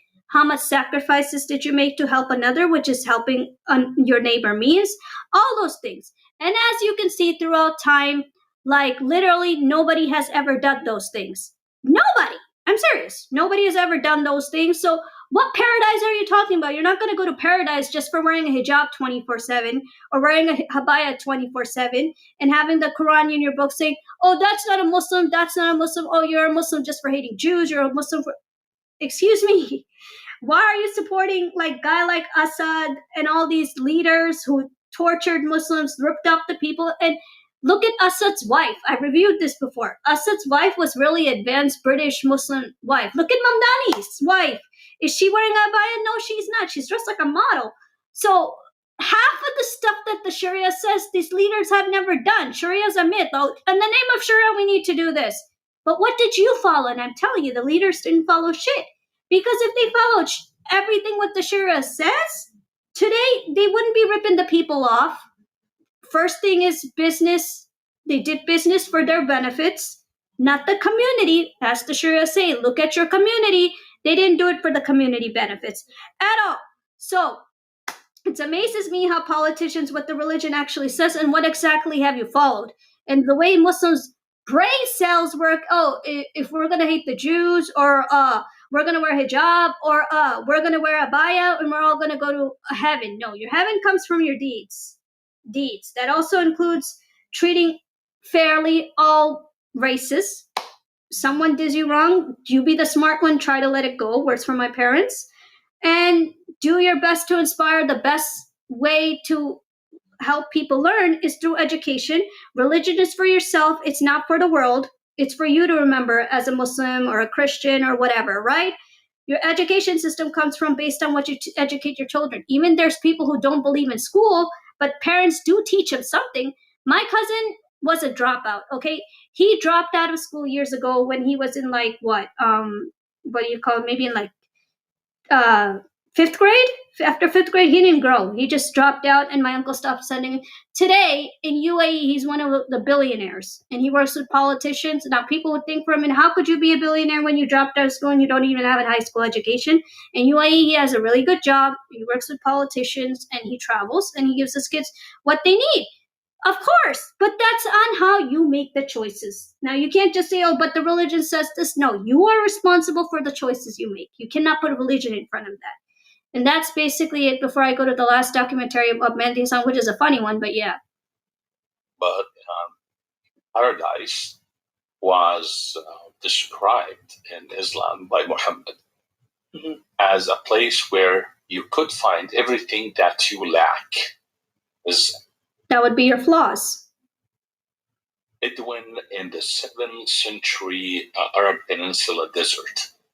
So Muhammad described paradise to have big tents, beautiful tents, and carpets, glasses to drink wine with. Well, that's some of the stuff my mother-in-law said too, but he's not the one who you're going to meet. It's along with Jesus. You can look this information up. Is Jesus granted in Islam for the final hour? You're going to see him. He's going to be the passage to your final destination, which would be God. So it is the imagination of a warlord who was trying to recruit more. Okay, so this thing, warlord, I said this before, I'll say it again. When people said, like, why do you have a sword? And I believe I sat in a space that had, like, Jews, many Israeli Jews who would play jokes, which is so funny, nothing bad. And Muslims were in there too, and a couple of Christians stopped by. They're like, well, you have a sword. So somebody from UAE is like, okay, what was the first crusader? Did you fight? And this Jews told me this too, actually, that there were bow and arrows, there were swords, things like that. You can't win a war without weapons. So what was your weapons? The first crusader, of course you had swords. How did you fight? The first crusaders took place in Europe in the times of the Romans, and how Christianity expanded. So, like, it's funny how leaders interpret things, what the religion actually means, and what people done throughout time. And I showed people what Sharia actually means and how people did certain things throughout time using Sharia as an excuse, but that's not what Sharia actually is supposed to be. They didn't use the correct format what Sharia is actually supposed to be. Because if they did, none of the Muslims would be leaving their homes to Christian countries because they've been ripped off by leaders. And when a new person comes to your country and be like, hey, oh, gee, you're actually going to cover me? Because their country never covered them. They ripped them off. They're like, how's that possible? I got approved here, but my home country never covered me because they've been ripped off. And many countries have been ripped off using Sharia as an excuse, but the key is to be ripped off. If they were never ripped off in the name of Sharia, how leaders kept it, they wouldn't need to leave that place. Rather, it's this way, that way, whatever culture way they're living, they wouldn't need to leave. Now, last thing I'm going to show, which is pretty interesting before I end the stream, is the Mehndi Hassan debate. I saved that for last. That how a British Muslim just like tells him off his logic versus her logic. So I think that's the last thing I'm going to show today. I said this before, I say it again. Ex-Muslims, people don't really care about. You share your views, you leave the belief, good for you. You date someone different, but don't say it's religion tomorrow again if you date someone different and things don't work with them, right? So, but this Muslim, she was debating him and she disagreed with Mehndi Hassan's views as a Muslim. So that's my last thing, and I'm going to share that too, and I think I'm going to end the stream. But I think it's pretty interesting how nations have done certain things, and not a lot of people know about those things. And they say it's Sharia, but I just showed you what Sharia actually means and how people used it. If you used it the right way, people would not need to do any of those things if people just used the things the right way. But people never did those things at all. Let me tell you that much. People never did those things. All people did is rip people off, and how they ripped people off, you'll be amazed. That's the best I can tell you. You'll be amazed. And this is words from my mother-in-law who curses Pakistani politicians all the time. She says that they're monsters, they're demons, they lie about the money when they're supposed to be using it on the country. They don't use it on the country, they use it on themselves. Now you think for a minute, okay, why would they do that? Isn't it their responsibility to share? And No, they use Sharia as an excuse, but business benefits for themselves. So last documentary to watch of the day. And this is how Mehndi Hassan gets stumped. British Muslim tells him off that, hey, you are incorrect. Watch away. Think their attitudes to the West. Welcome, Irshad, to Head to Head. Thank you very much for joining us. Let's kick off this discussion with perhaps the most important question, because a lot of people know you from your first book, which was called The Trouble with Islam Today. What is the trouble with Islam today, in your view? In a word, Muslims. We are the trouble with Islam today. Yes, she's so right. And just look at Mehndi Hassan's behavior. She's so freaking right. She's not wrong at all. And just look at Mehndi Hassan's reaction, because men can't stand that a woman can be right. Well, in this like Muslim world anyway. But yeah, there's a couple of men who don't respect females very much. I'm not going to say all of them are bad. That's not true. But this is something to watch. Debating female versus male, basically. Look at Mehndi Hassan's face. But yeah. We have allowed tribal culture to colonize the faith of Islam. But the good news in saying this is that we are also the source of reform, meaning that we can literally draw inspiration from our own scripture, from the Quran, in order to reform our hearts, our spirits, and our beings. And one passage that has been profoundly inspirational for me is the one that states, believers, conduct yourselves with justice and bear true witness before God. And here is the revolutionary part, even if it be against yourselves, your parents, or your relatives. This is a call for moral courage. This is a call to stand up when others want you to sit down. And it is part of what makes Islam as a faith revolutionary in the 21st century, not just in the 7th. It's fascinating to hear you say this, because a lot of your critics, and you have a fair few critics, especially within the Muslim community, their objection to you over the years, my understanding is that you say there's a problem with Islam, and a lot of Muslims say, and I would count myself amongst them, who say there's a problem with Muslims, certainly with many Muslims, definitely need some form of reform, change, revolution, whatever you want to call it. But Islam is the religion. Don't bring Islam into it. Where do you stand on this? It is a problem. Yes! Look at him. It's always the men saying no. Like, what do you mean not bring it in? Where's the mistakes coming from? Us. I just reviewed what does Sharia mean and how it's supposed to be used and how it's being used for self-purpose. And people are being ripped off. Right here. Just like how she's debating, and Mehndi Hassan still refused to accept who's being an idiot, but yes. With Muslims, however, Mehndi, let's ask ourselves, what is Islam? Islam isn't some theory. Islam is a way of life, and it is we Muslims who define what that way of life is. And so if we are stopping one... Exactly what I said. What the paragraph on ChatGPT says, that, hey, let your people wear, yes, advise them to be like modesty and respectful and all, just like how Jews wear their Orthodox hat and coat every day for prayer and things like that. And some of them choose to wear it every day. But it's not some political enforcement project how leaders used it. They preach Sharia, Sharia, Sharia, but they don't follow half what the shit Sharia says. One of them is responsibility. Do they take it? Hell no. One another from expressing our diversity, then the message we are sending to each other, not just to the rest of the world, to one another, is that this is Islam. I don't buy that. Tribal culture is not Islam, but we have made ourselves the problem with Islam today. We'll come to tribal culture, but I would question the premise which says Islam is defined by what Muslims do. Because if that's the basis, then what is the point of a holy book? What is the... I want to punch this guy. Of course it's defined based on what you do. Is he stupid? That's exactly what I said a few minutes ago, and she's going to say the same thing. This guy is stupid. I'm sorry. She's going to say the same exact thing what I just said. Of course it's defined by what you do. She's going to say the same thing that I said. The point of a holy prophet? What is the point of scripture, revelation? To guide. But they're not the defining features of a religion. It's the tenets the of behavior. the faith, it's the behavior of Muslims that define. Right here. Bada bing, bada boom. The Sharia says define of the behavior. Let me bring that last paragraph again.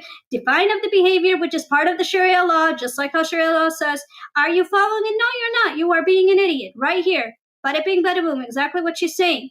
Are the people following it? No, you're not. You're being a hypocrite, not following half of the shit what it's saying, what you're supposed to do as regarding to the Sharia law. Right here. both legal systems and also emphasizes modesty, moral behavior, just like how she's saying community responsibilities, which is your state. Take responsibility of the people. Are people doing that? No, they're not. They're not. Back to the video. In every generation what Islam is. So I understand that on that basis, have to share it Christianity again. is defined by Christians. Of course. So I can condemn Christianity for something, say, George W. Bush has done. You can condemn the way Christianity is being practiced. And if a Christian is practicing Christianity in the name of Christ, in a way that is violent, in a way that is intolerant, I don't believe that there is anything blasphemous about saying that there is trouble within Christianity today. It's almost a chicken and egg argument. What came first, the Islam or the Muslims? Let me ask you this, Mehndi. Sure, and I understand. He's dying. So much of the criticism of just this phrase, the trouble with Islam today. This is like the best documentary, dude. I don't really put on, but this Muslim, she kicked his ass. Is coming from, but so many people who hadn't read the book and still haven't said, "Oh, you're blackballing Islam with a wide brush." And I said to them, "Have you read the book? Because most of the book is about ijtihad. It's about thinking creatively and independently. And this is a tradition within Islam itself. So in fact, there is nothing wrong with Islam that cannot be corrected by what is right with Islam." Just to be clear, we hear this phrase bandied about in the West a great deal about moderate Muslims. You're not a fan of moderate Muslims. You think moderate Muslims, quote, are part of the problem, not the solution. Correct. Basically, I make the case for being a reformist Muslim, not just a moderate one. And here's why. Moderate Muslims do denounce violence that is committed in the name of Islam, very much so. But they deny. Do we not see that? Yes, we do. Any Muslim watching who's shut up for a moment, you know we do that. Shut up, quit acting stupid. That religion plays any role in that violence. The very first thing you will hear from the mouth of a moderate, typically after an act of violence committed in the name of Islam, is, "Please don't misunderstand. Islam has nothing to do with this." But that's not true, because those who are committing the violence cite Islam as their inspiration. That's what I just said. The leaders, they don't follow half of the stuff what the Sharia actually said, but they still put religion in front of it. Half of the stuff they don't follow it themselves, but they make the citizens believe it's religion. It's religion. When they are not following themselves, but they want those citizens to believe it's Islam. God, this idiot. Mehndi Hassan, dumbest guy on Twitter. But listen to him, he gets beaten by a Muslim. Reformist Muslims do. Wait, let me finish. To define the religion. What reformist Muslims do is that we acknowledge there is violence, but we also say that the way in which some people are using our religion is that they are inspired by religion to commit that violence. In other words, when moderate Muslims say that Islam has nothing to do with this, they are the ones, in my humble view, who are ceding the ground, who are handing over the ground of theological interpretation to those who already have malignant intentions. But we have to acknowledge that there are verses that terrorists are using, and that they should not have the last word. You can't do that if you're going to say Islam has nothing to do with this violence. Why not, you say the last word, many Muslims would say, why not go back to the first word? Why a reinterpretation when there is already a massive body of scholarship, classical scholarship, which says you do not kill civilians, you do not launch preemptive surprise attacks? Oh boy, do I have a lot to say to this guy, but if Mehndi Hassan was in front of me, I would ask him a whole bunch of questions. How she is. Half of the stuff he's agreeing to is a lie, and she's stumping all his lies in his face, that you're doing it the wrong way.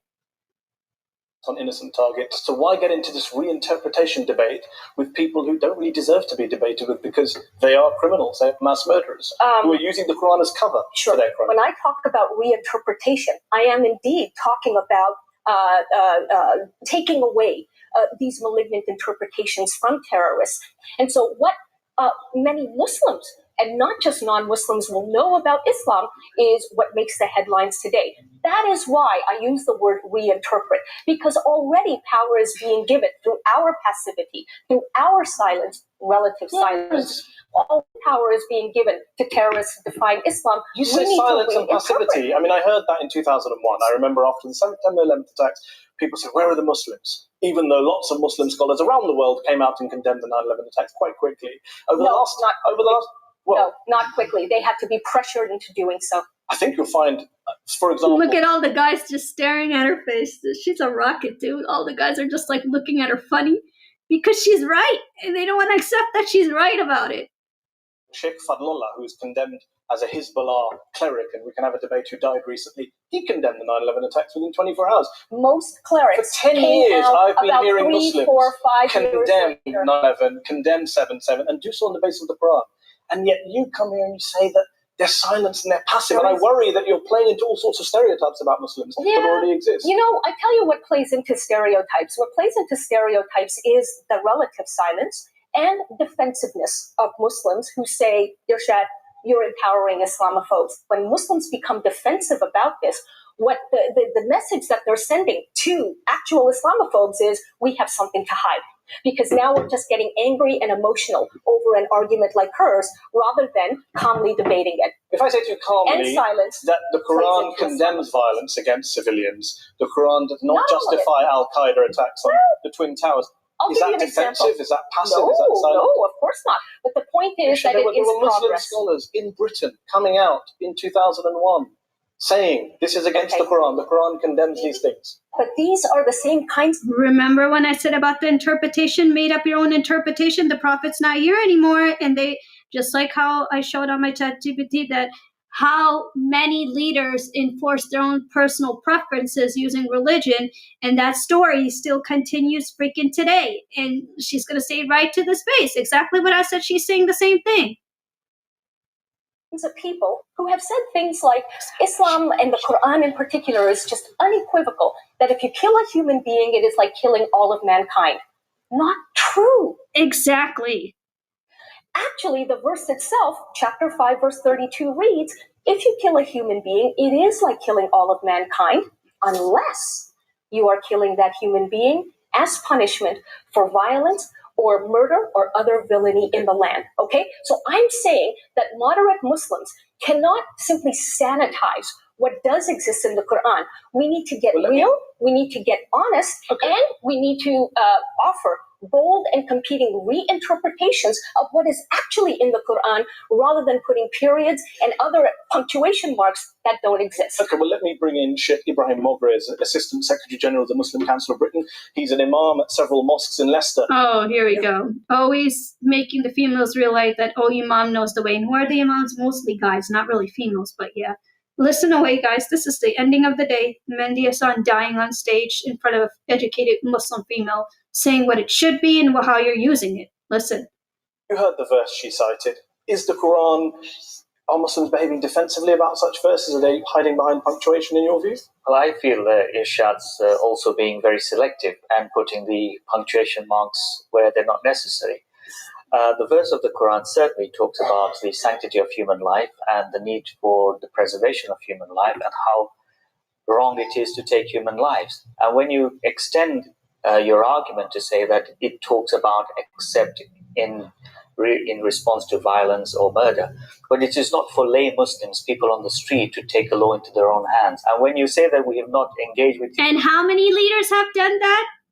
Genocide of Assad, how Assad killed the Syrians.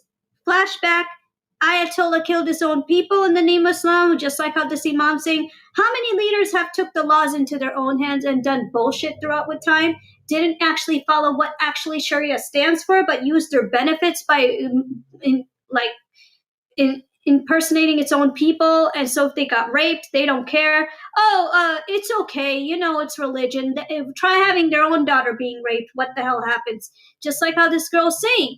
Of course it's us to blame, because 90% of what the thing actually says, the leaders never follow it. When it comes to their own children, yeah, right. But the citizens have to follow it. Cheap shots, rip off, and the story still continues today. 10 years, I'd rather that you would have approached the scholars instead of sitting down to write a book and say, guys, this is what we want to talk about. Sir, with all due respect, you guys, as you put it, have not actually engaged with people like me.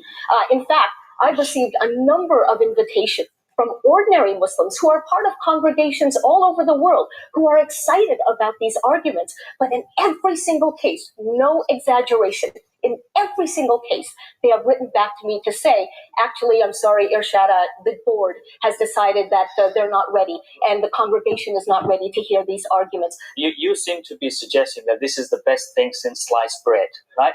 We are always willing to engage. And when you talk about the lack of condemnation of terrorism. The Muslim Council of Britain, without any prompting from anywhere, were one of the first to condemn it. Just because you have not heard of that doesn't mean it's not happening. Before I bring in Irshad to respond, Dr. Halakha is a Syrian writer, broadcaster, filmmaker. You're shaking your head as Sheikh Ibrahim is speaking.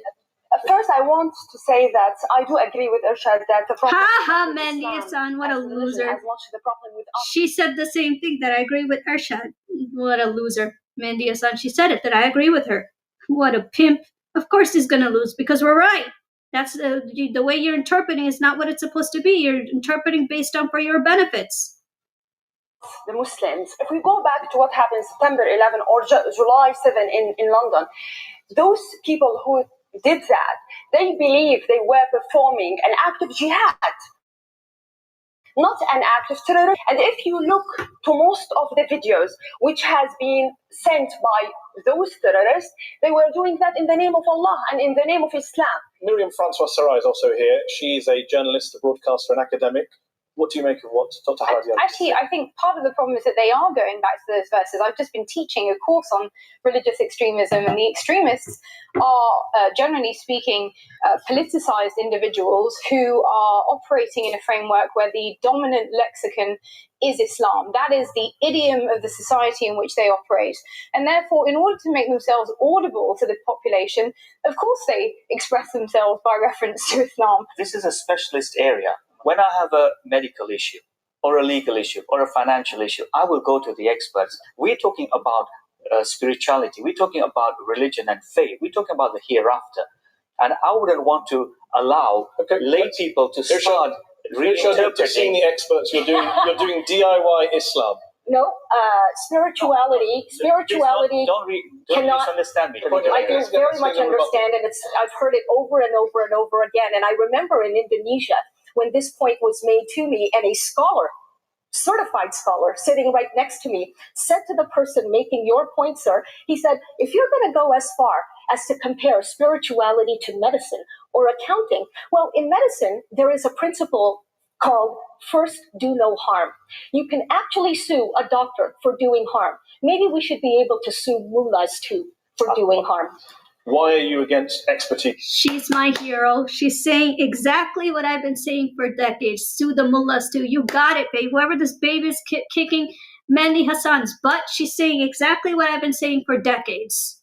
The Quran, it's interesting because the reason I can embrace the Quran is that 3 times as many verses in the Quran call on Muslims to think and rethink and analyze, as you pointed out, rather than submit blindly.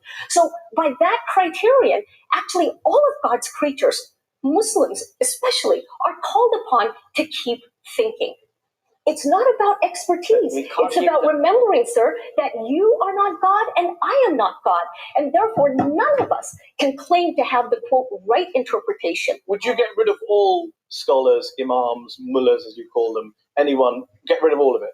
I would help equip a new generation of Muslims with the self-confidence to recognize that they are allowed to think for themselves. No, we understand thinking for ourselves. I've been thinking for myself for 33 years. I didn't need anyone's permission. Yeah, try saying that. Can the females think for themselves? Look at him freak out. Can the females think for themselves? Yeah, right.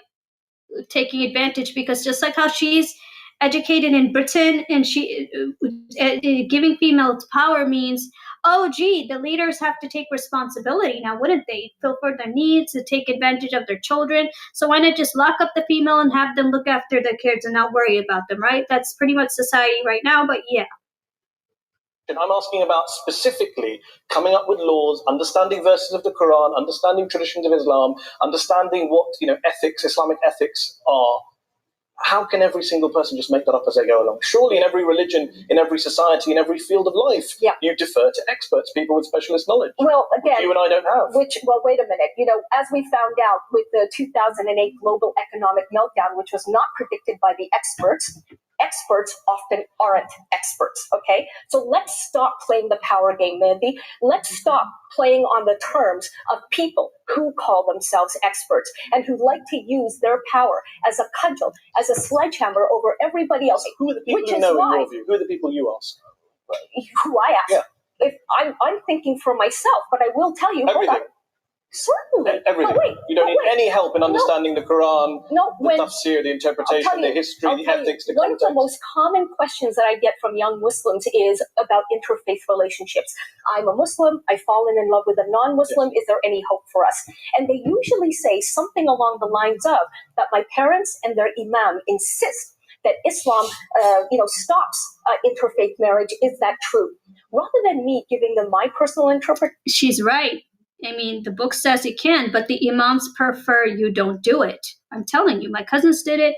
They weren't religious, but nobody's going to interfere in their business to say, oh, guess what? You can't do it, and we're never going to accept your husbands ever again. No, they came to our houses from New York. Yeah, but imams prefer that you don't. So listen to him. He's getting finished, creamed. What I've come to realize is that they're actually not asking about themselves. They're asking about their parents. They need an argument that will convince their parents that love is borderless. What my worry is, if you buy this argument that the mullahs are all bad, everyone thinks for themselves. Okay, bad. Come on. A lot of them are bad. A lot of them are bad. Don't be a typical journalist. A lot of them are bad. Don't do that. A lot of them are bad. I read 2 of your books. They didn't come out very well. Don't polarize. A lot of them are bad. We think for ourselves. We don't allow them to monopolize power, end the power game, etc. My worry is, if I'm in Al-Qaeda, that's very appealing. I don't need to worry about classical law, scholarship. I just make up my own religion. I give a fatwa saying, kill the Jews. And they do. And they do. That's exactly what they are doing. She's so right. She said it. That's exactly what you're doing, though. She literally said it to his face. But you are doing that. What are you rejecting it from? She literally said it to his face. Like, when he stated, I could make a fatwa of killing the Jews. And she literally said it to his face. But you are doing that. What are you rejecting and hiding from? What are you denying? You're doing that. Dang, this is like the biggest ending of the stream. But yeah. Hitting them, because you're saying from a liberal perspective, we make it up as we go along, and they from an extremist perspective say, let's make it up as we go along. You're almost empowering the very people you claim to be fighting. That's a very... I think that's an excellent point. I've heard it before, and I've said it before. That's an excellent point. Good in theory. Wonderful in theory.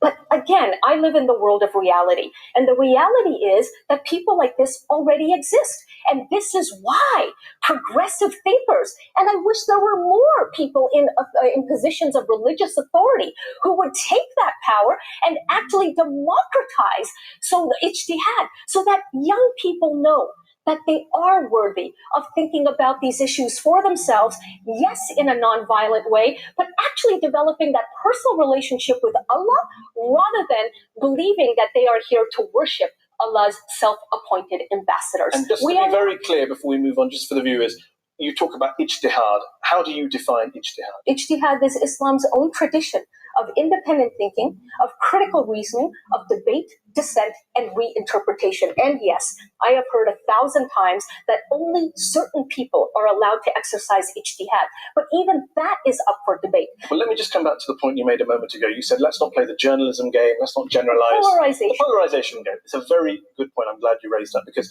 I reread both your books and I found myself nodding through a lot of the pages saying, I agree with this. She's right about the way women are treated in a lot of Muslim countries, a lot of Muslim communities.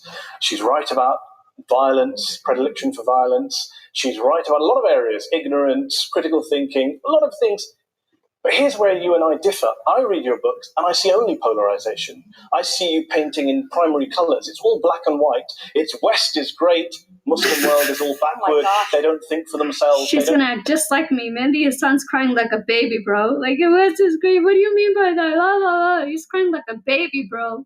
It's funny. They're all automatons, to use your phrase when the program opened. Well, then I have to say, then you're reading those books from your particular lens. What do I do with the sentence? One sentence. Under the Arab code of honor, Muslims are taught to abdicate our individuality and accept our fate as the property of our families. Mm-hmm. We're all 1.6 billion of us. I don't do that.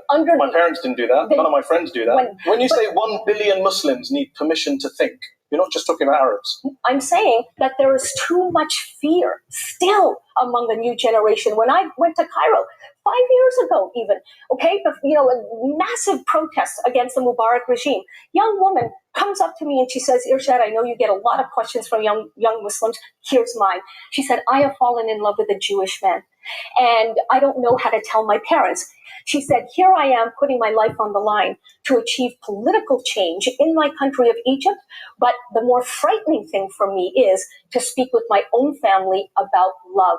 Frightening thing. Why not say some women in Egypt need the permission to think freely? Why say 1 billion Muslims? Why feed into the Islamophobes you mentioned earlier? Mehndi Hassan. So, I know a lot of the Muslims misbehaved, started calling the content creator Rihanna Jewish. Oh, you're Jewish, you can't be a Muslim, all because she started speaking up for Jews. So, same concept, what she's saying about fear. So, the book says you can do it, but the imams in the countries prefer you do not do it, which is the craziest thing. But yeah.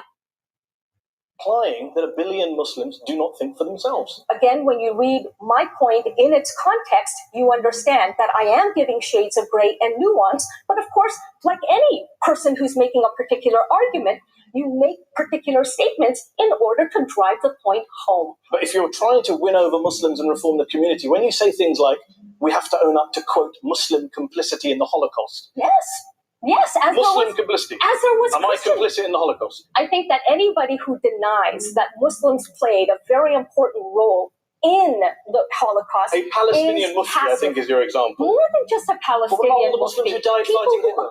What do you do to their memories? What I do is I write about it in Allah, Liberty, and Love. That's what I Agreed. do. So you disown the statement from your first book that said Muslim complicity? No, just as I do not disown the notion of Christian complicity in the Holocaust. I'm simply saying that we Muslims, Mehndi Hassan, oh my God, he's dying out there. She's literally telling him that the important role how Muslims helped in the Holocaust. It was no damn Palestinians. Palestinians supported Hitler from what I was reading about. If anybody has another source regarding them, please share with me. It was the Moroccans, Albanians, Tunisians, even the Iranian leader, and Algeria. Nigeria, who helped with the Holocaust against the Jews, but nothing related to Palestinians as much as Mehndi sounds he's dying out here in front of a Muslim who's well educated and saying exactly what I've been saying forever. You break everything down to Muslims have a lot of catching up to do in the dissent department. One thing I noticed when I was reading the book, you say, well, there are plenty of women, you would agree, in the world, in the Muslim world, who wear the headscarf, who wear hijab, and they are fighting the battles you would want them to fight against domestic violence, against rape, against female circumcision, and the rest. How do you think they feel when you refer to having worn a hijab as wearing a condom over my head, or calling it a faux symbol of modesty, a symbol of Arab tribal culture? They're not really going to get on board your reform project, are they, when you refer to them as that way? Well, no, actually, that's not true. Because again, you are assuming that the only people who care about this subject are people who would be offended by notions like this. Quite the opposite. I can't begin to tell you how many women who do choose to wear the hijab have said, thank you for making this point. And I want you to know, in many cases, they say that I choose to do this for myself, but I have struggled with it. Just as you are calling on me to now defend the rights of women on whom hijab is opposed, you're calling on me as someone who has the luxury to choose it. You're calling on me to fight for the rights of other women who don't want to choose it. And that's exactly the point. You are perfectly free to choose. Right.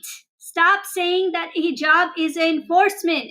Fight other women to wear it. No. Just like how she stated that it is my choice to wear it, and it's my choice to say, no, I don't want to wear it. Words from my mother-in-law. Stop encouraging, which is these stupid men, and stop encouraging for females that they have to wear it. Stop saying that. She kicked this out in front of his own studio, but yeah, she got him. The point is, choose. You see your role, part of your role is speaking truth to power. When you say I speak truth to power, I also worry that there are people in power, not in the Muslim world, in London, in Washington, D.C., Toronto, Tel Aviv, who you're not speaking truth to. You're telling them what they want to hear. They want to hear that this is a problem with Islam. It's not a problem with our policies. And Irshad Manji is saying, I agree with you. Nope. I have not let anybody off the hook. I am, in fact, distinguishing between politics, culture, and religion.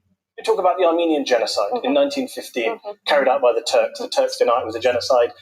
Armenian genocide, recognized by many countries. You refer to it as a Muslim crime. Why is it not a Turkish crime? Why does everything get boiled down? It's almost, again, that you're playing, unwittingly perhaps, the extremist game, because you're defining everything through an Islamic prism. When something is done in the name of a particular religion or a particular God. My point exactly. If something is specifically done in the name of religion, how does it impact people? Exactly what she's saying. That is when I think we can legitimately apply the name of the religion to that crime. The moment people, sincerely believe that the Quran has nothing to do with this violence is the moment when terrorists who commit these crimes in the name of Allah will no longer be able to get away with them. He looks like a retard. Okay, strong views. We are going to come back and continue this in part 2. We're speaking very freely here and having a very interesting debate. Join us for part 2 when we'll be talking to Irshad about all of those other issues that she challenges in her book, and we'll also be hearing from our audience here in the Oxford Union. Join us for part 2 after the break. Mehndi Hassan, man, oh man, that dummy. Being very stern, austere, anti-Semitic, not wanting you to ask questions. I'm wondering whether that's where this impetus came from to question, to demand reform, etc. And I'm also wondering whether you've extrapolated from your childhood experiences and made perhaps universal or global conclusions on the basis of what happened to you. First of all, I don't think that that's what I'm doing, but I'm fallible and, acknowledge that perhaps subconsciously that's where it's all coming from. I will say, however, that we've just finished talking about a number of human rights abuses that are committed in the name of religion. Now, with or without my childhood, those things would still be committed. So, of course, I'm not using my childhood as the impetus for some, universalizing. But my childhood, as anybody's childhood, will influence how you think, whether you think, and whether you give yourself the permission to think. And so, for example... Yes, 100%. Yes.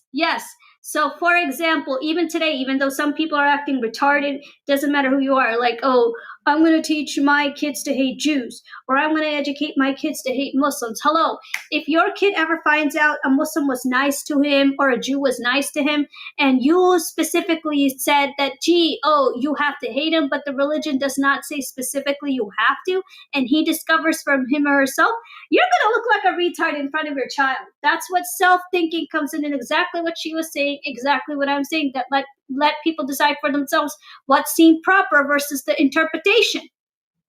That episode of my father chasing me through the house with a knife in his hand, incidentally, my father was nominal as a Muslim. He didn't really practice, and I knew that from the get-go.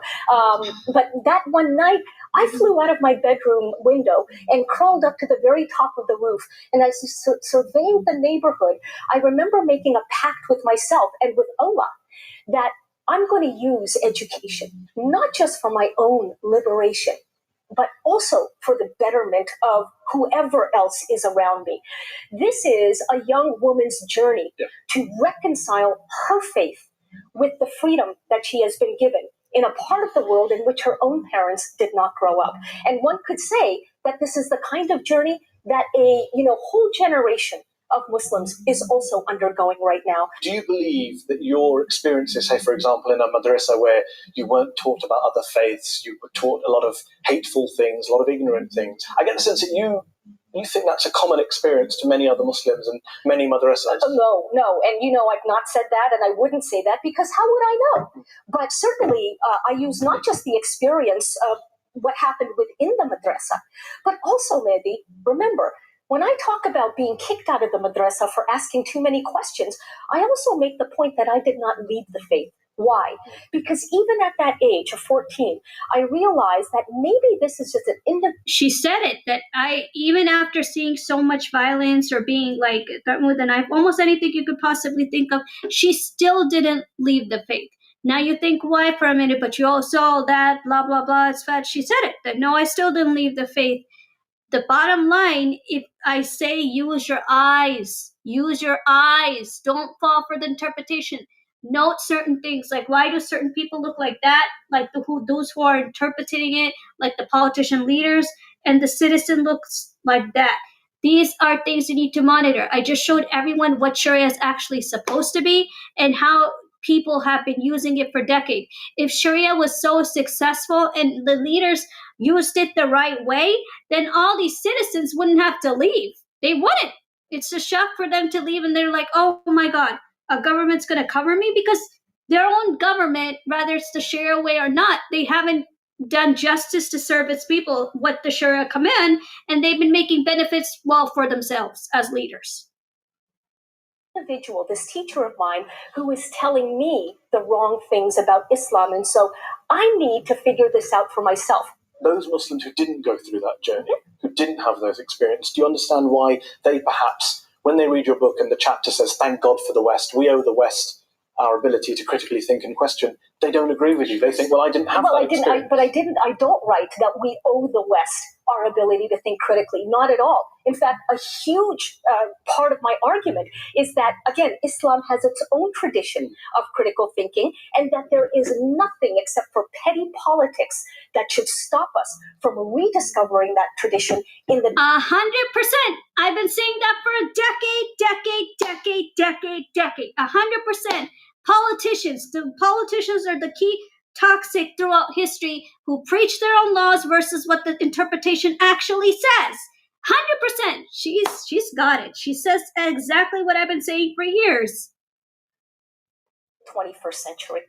The refusenic line, the kind of outsider, the critical thinker, do you think that mantle came to you partly because you're a gay Muslim in a faith where gay Muslims have their human rights abused in a lot of Muslim majority societies? Maybe, but the reality is that I didn't know this about myself when I was a kid. Never even thought about it.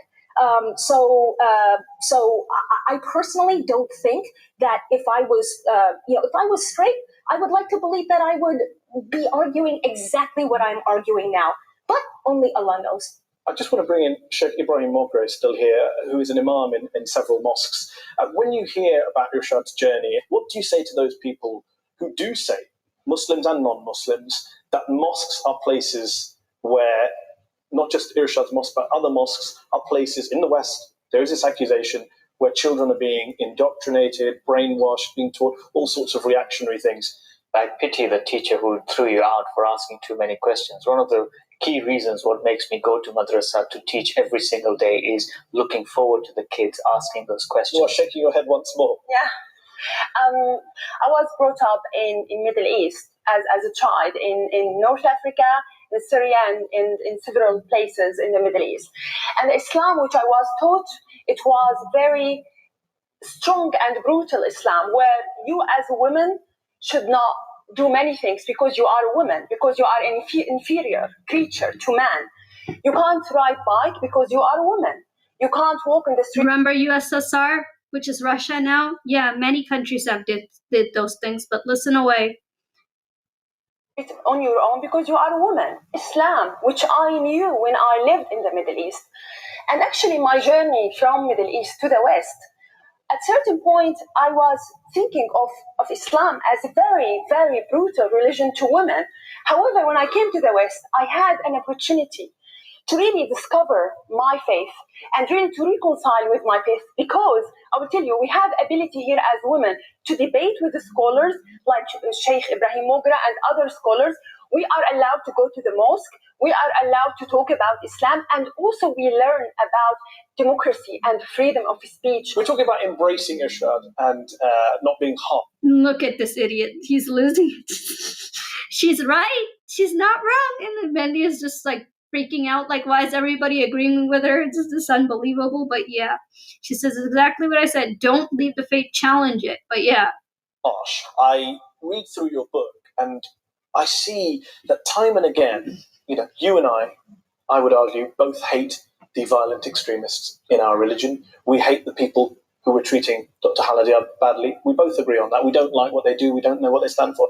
But there seems to be a moment where there's a lot of name-calling in your books. Islamo-tribalists, freedom haters, fundamentalists, Islam supremacists. That's very interesting because... How would you define an Islam supremacist? Islam supremacist is anybody who believes that Islam is the only truth available to humankind. Bingo! Yes, thank you. Whoever you are, and you said it to his face, 100%. Bingo! Yes, 100%. She's said what I've been trying to say for decades. Fine. And from my point of view, that is actually un-Quranic because, again, the Quran calls on us to be humble in our interpretations. Now, in calling the behavior of an Islam supremacist un-Quranic, am I name-calling? Am I being divisive? Am I being dismissive? No, I'm being descriptive. And you have to stand for something, Mehndi. I stand for human rights. And that means that I have to call... A lot of the people you call Islam supremacists would say they stand for human rights as well. Violations of human rights. They would say that they stand for human rights as well. They just happen to believe that Islam is the truth. As a Christian believes Christianity is the truth. And a Jew believes Judaism is the truth. But there are plenty of Christians and plenty of Jews and plenty of other people, including atheists, who do not believe that their truth, their particular truth, is the one and only truth that is available to humankind. Anybody who believes that is a supremacist, a dogmatist of some kind, and I make no apologies for saying so. Well, on that note, about the name, I agree. You should be able to criticize people you disagree with, and there's a lot of Muslims to be criticized. We agreed at the beginning. They can criticize me, as they have, in very vehement terms. But here's the difference. Here's what a lot of Muslims would say. They would say Muslim communities, particularly in the West, where you're talking to, feel besieged, they feel under fire, they feel discriminated against. I believe you came here from France to the UK. In France, many Muslims would argue there's rampant Islamophobia.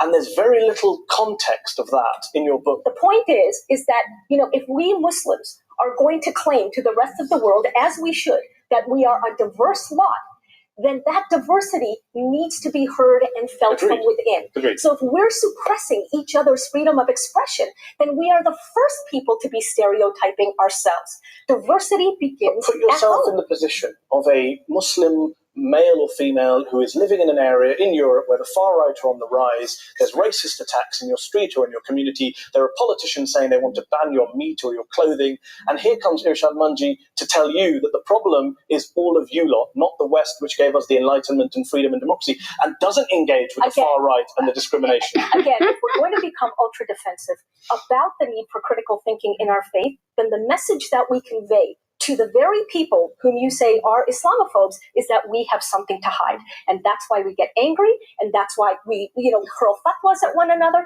and that's why... She's 100% right. She's throwing him all the truth bombs, and Mehndi Hassan still cannot handle the facts. This is what it is. Come on, man. Welcome to real life. This is what it is. And still, you see how Mehndi Hassan's dying in front of historical facts that she's throwing right in his face as a Muslim, and he's still denying all those things, like that can't be, what do you condemn in this, you condemn in that, and she's saying it. We are half responsible based on what we preach, and this idiot, he's still having a difficult time understanding what she's saying when she's not lying about anything. This is the truth. I've been saying this for years. This is the cost to the non-Muslims becoming ex-Muslims, and then, of course, the political history that how people enforced Sharia, stating Sharia, when half of the stuff that the Sharia says, the leaders didn't even follow. They just cheated the system and make money off its people. That's not what Sharia law says. I showed it in front of everybody. Did they follow anything what Sharia says other than imprisonment? Yeah, right. She's saying it. Exactly what I've been saying for years. Why we get emotional about arguments like mine and Dr. Diab's. Last year I wrote an article in a British newspaper about how Muslims should take the Holocaust much more seriously. In my experience, there's far too much Holocaust denial in the Muslim communities I move in here in the UK, and Muslim groups have not joined in Holocaust Memorial Day celebrations in the past. And when I wrote that article, it got a lot of support from people I really didn't want to get support from. A lot of people go, look, here's this guy, Muslim guy, and he's saying what we've been saying about all these backward Muslims. It felt very uncomfortable. Does it bother you that some of the West's best-known Islamophobes are such ardent cheerleaders of yours? It's interesting, the very fact that I proudly and happily and joyously hang on to my faith irks a lot of people who would otherwise want to support. I've lost many fans by writing a book called Allah, Liberty, and Love, because many people thought after the first book that merely by critiquing religion, merely by doing that, I was going in the direction of atheism.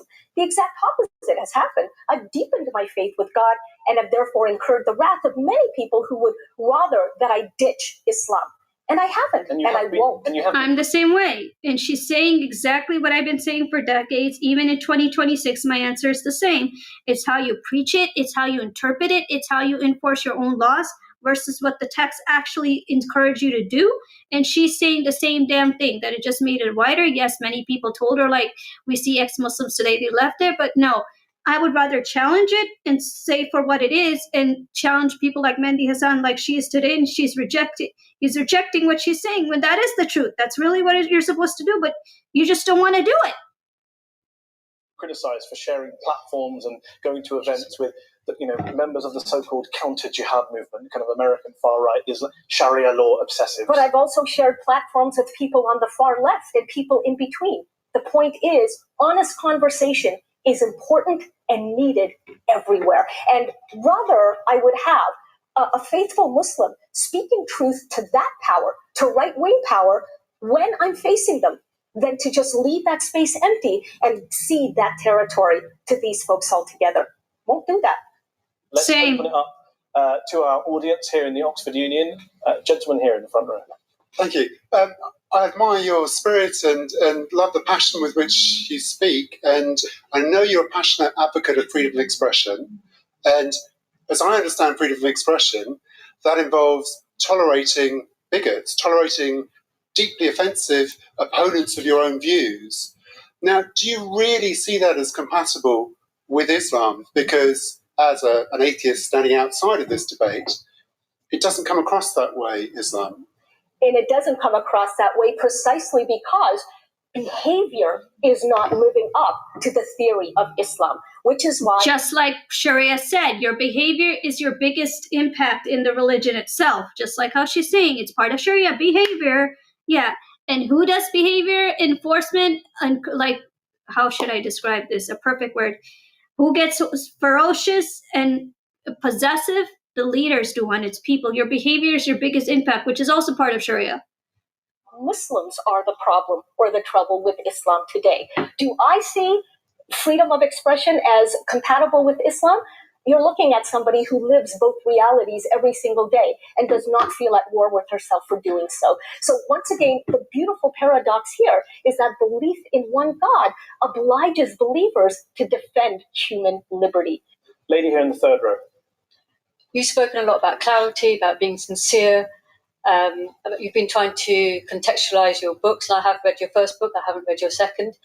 And in actual fact, I don't feel any sincerity. I don't feel you've been clear. I don't feel any humbleness or humility in anything that you've stated in your books particularly. I feel some this evening in your attempt to clarify what you said, because you interchange Islam and Muslim consistently. You've tried to clarify that this evening. You haven't really, because I work with Muslims. I work with Safra Project. We work with Muslim, lesbian, bisexual, and trans women. A lot of the work you've been doing actually contradicts our work, has actually detrimentally affected our work. How? How so?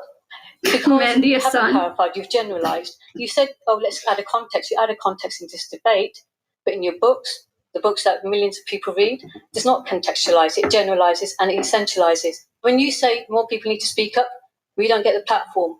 The reason you get a platform is because what you say continues to support the racialisation of Muslims. Rishad, you want to come back? Simply to say that I'm sorry you feel that way. I do find it interesting that when people accuse me of essentializing, they too presume to be speaking on behalf of all of these Muslims who are very angry about my so-called essentializing. But again, there are plenty of other Muslims who would disagree with you, and so I don't hold it against you or hold it against them. This is the discussion we need to be having. I'm sorry, as I say, that you feel the way that you do, and good luck in your work, because we all have something to contribute. One thing we didn't get to talk about. Exactly. This is the word. It still continues today that the Muslim world's having within themselves because of all these stuff that is going around. She's literally saying it. I'm sorry that some of the Muslims get offended. I truly apologize. I face the same discrimination too. But this is a war within themselves, and we're not going to stop talking about it. It's a fact is a fact. And the Muslims who cannot handle this, all us Muslims can say, hey, we are sorry, but this is what it is. And look at Mehndi Hassan's reaction. Like, it's like he can't take the truth. This is what it is. Face the consequences, man. This is what it is. Time permitting is, for example, you hold views that most Muslims don't hold. The vast majority. For example, you believe the Quran is an imperfect book, a flawed book, a contradictory book. Very hard for you to round up Muslims to speak out on that issue because they just don't agree with you. Sure. Of course, there are lots of Muslims who don't agree with me, and maybe there are lots who do, even on this point. But surely you would acknowledge there's that a big contingent of Muslims who agree with you on the surely you would acknowledge that it is far less frightening to speak up in support of the perfect Quran than it is to speak up about contradictions within the Quran. That wasn't my point. My point was but that is the point. That is the point that you don't know. Lots of Muslims agree with you. On the Quran, most don't. Therefore, it's very hard for them to come and share a platform. But how can you say that most don't when we don't have a world in which it is safe for people to speak up about their real view of the Quran? Exactly.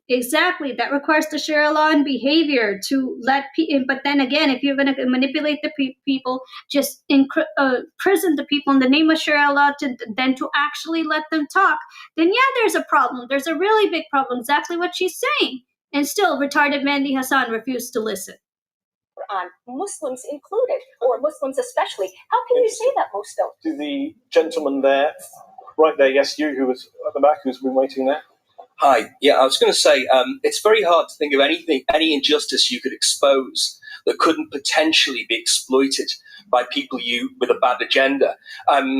Take an example, like say you talk about American atrocities in Iraq.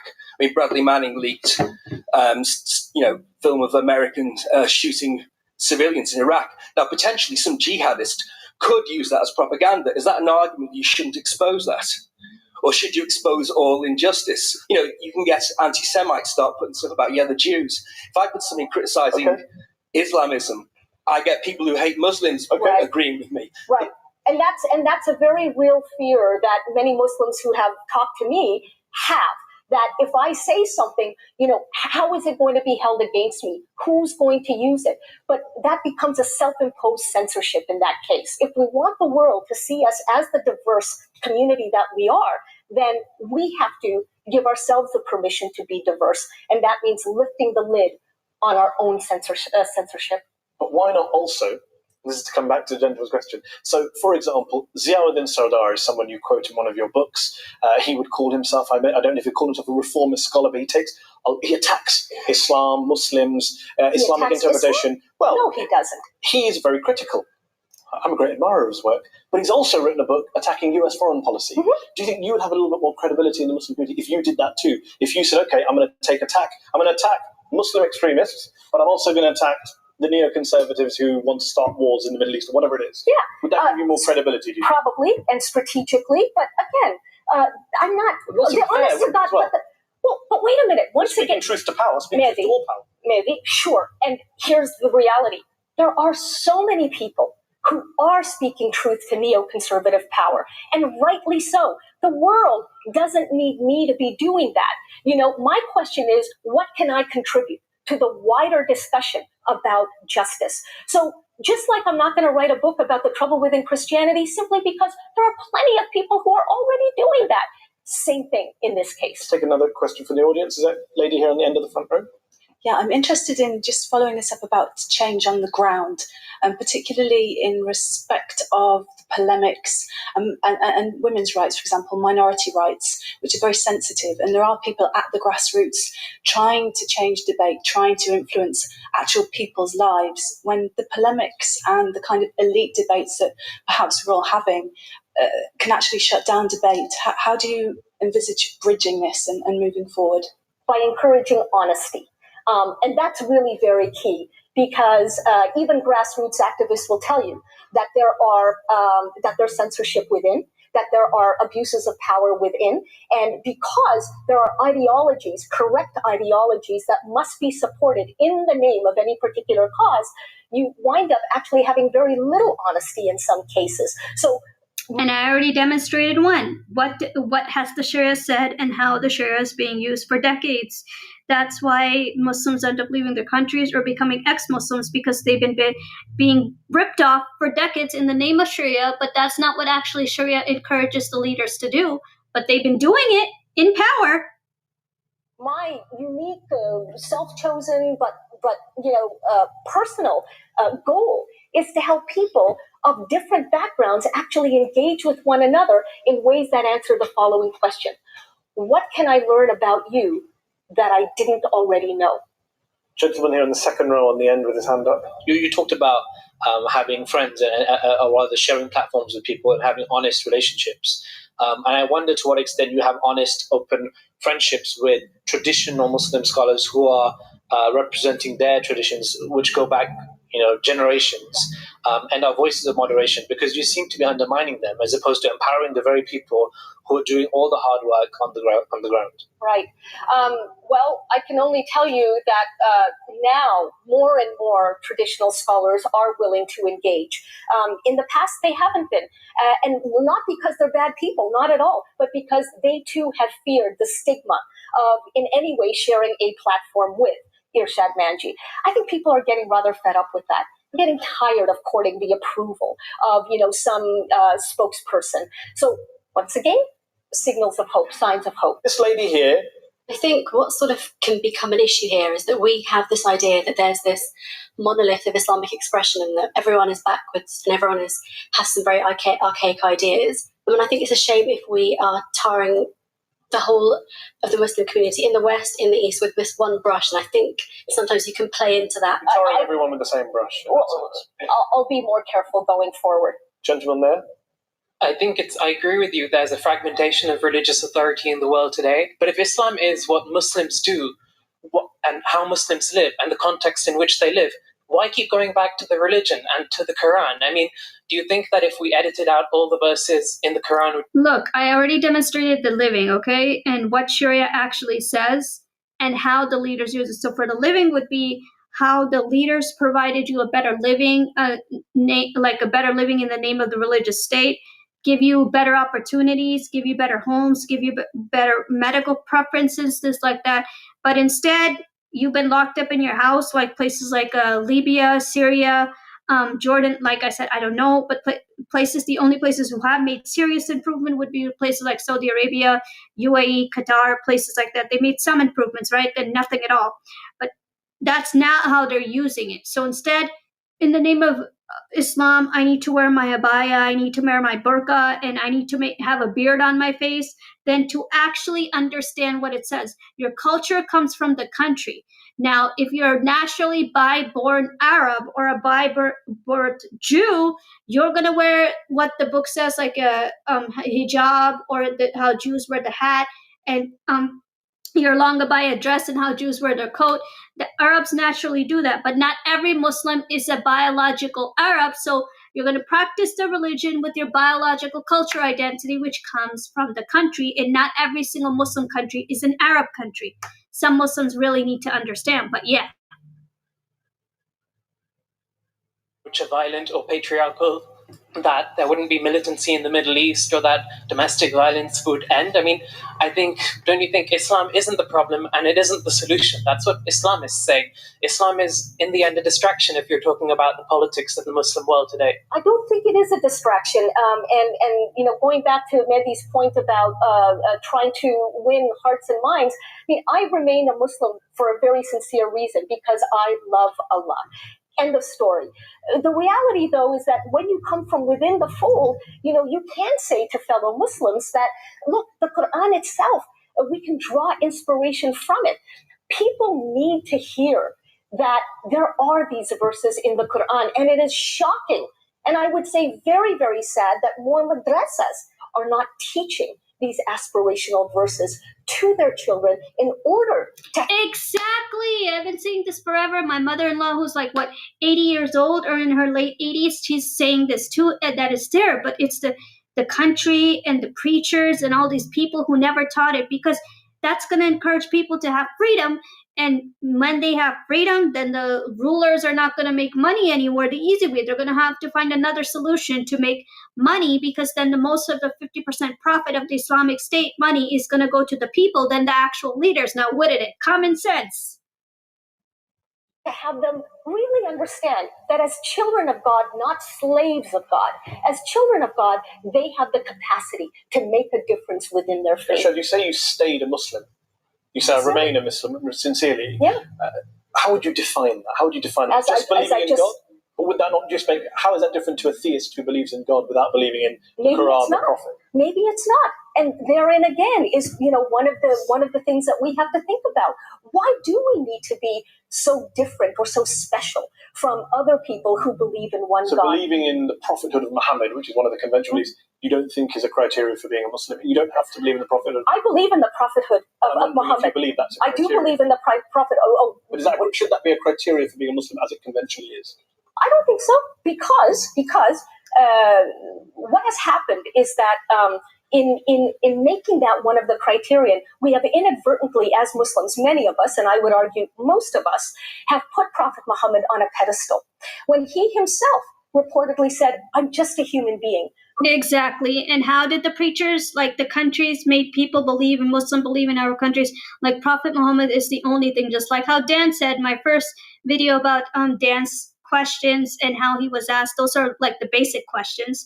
But yeah, they made him feel like he's everything, but he's not. He's an ordinary prophet, just like how my mother-in-law said that, no, he's not the one you're supposed to worship. You don't ask the prophets to fulfill God duties. That's God himself, not the prophets. It's like, okay, I make a prayer to God to give my child life. Can you grant my child life? You wouldn't make that prayer to Muhammad. You would make it to God. Simple as that. Things like that. So yeah. Been given this special mission from God, but I am a fallible human being. And so I believe that going back to the Quran, rather than also supplementing it with hadiths and the traditions of the Prophet, the Quran itself contains the raw materials for the diversity of thought that we are capable of. We don't need to go any further. Gentleman with the white cap there. So I just want to ask, is there any basis for just punishment in war in Islam, bearing in mind the Prophet and his companions performed both? And is there any practice in Islam which is not open to choice? The central tenet of Islam is belief in one universal God. The central sin in Islam, therefore, in my view, is playing God with one another. And beyond that, this is your relationship with your Creator. Do not impose on other people. Do not. Thank you. Thank you. Thank you. I've been saying that forever and ever and ever. It's your own relationship with God. It does not apply to other people. Stop telling other people what the practice is, what is in simple forms. Stop making your thing that they have to follow it. Like for expansion, how Dan said in the first documentary that they try to expand it, and expanding requires preaching farther and farther. But historically, just like the political days of the empires, you need to preach it, you need to enforce it on people to expand the religion. But historically, just like how she's saying that, no, it doesn't. It only requires to you first. So yes, it requires to Muslim first and the non-Muslims. That's exactly what she's saying, and I've been saying that for decades. But you heard it in Mehndi Hassan. Well, he shut up. But yeah. Not intimidate other people. Understand that you will have the conversation you need to have on the day of judgment with your Creator. And why does it need to be more complicated than that? If you keep it that simple, then I think that part of the contribution one would be making is liberating spirituality from the cage of organized religion. That's it. Khalas. That's it. Khalas is a nice line. So she said how I was raised exactly. She preached exactly how I've been raised for decades, and my family members, everything. So it's amazing how so many people in leadership, they preach the Sharia law and they don't actually use the concept how it's supposed to be used, and they use political power more. They use expansions and manipulate its people in expansion than what the law actually stands for, And she said exactly what I've been saying for decades. And boy, did Mehndi Hassan, he was shut up about that. But it's amazing how certain stuff works. She said exactly what I've been saying, almost in everything what I've been saying for decades. And she said in front of Mehndi Hassan's face, the first priority is yours. It's not their priority. It's your priority to preach it first. And it's funny how people have a difficult time understanding that, And your culture comes from your country. So when Arabize, just like how Dr. Huda said, Arabize, right? That you may practice the religion, but just remember that the culture is the Arab culture. That's not your culture. Your culture comes from your country. Of course, Dan's going to say culture because he is an Arab. I'm not an Arab. he's an Arab. So his country practices and tradition is what he saw in Islam as an Arab. That's where it came from, Arab culture. But other Muslims are not all Arabs, and they have their own personal preferences. They practice their religion, but they're not Arab. So it's not necessary for them to practice that culture, because then again, like I said, what are you, Arab? I'm not an Arab. Jen was an Arab. I'm not Arab. So it's important to understand these differences. And exactly how she said at the end, that these are the confusion that the Muslim world is having today in society, and they need to wake up and face the consequences. I've been saying this for decades and decades, and Mehndi Hassan was quiet. Many people had questions for her, and she said every single thing that I've been saying for decades. And I showed what Sharia meant and how it's not being used in a format. It's using political power to impersonate its own people, because if they gave the full benefits to the people and everything goes to the people in a small, tiny little land country, what are the politicians going to make? And people have a difficult time understanding that. So I hope people understand in the stream, there's a lot of education to understand religion. And then, of course, if you're not going to understand the empire wars, then you're definitely not going to understand anything, because you can't have religion teachings without the empire wars. That's where it all came from. When the Christian empires and Muslim empires, how there's so many Christian and Muslim countries all over the world. That's where it all came from.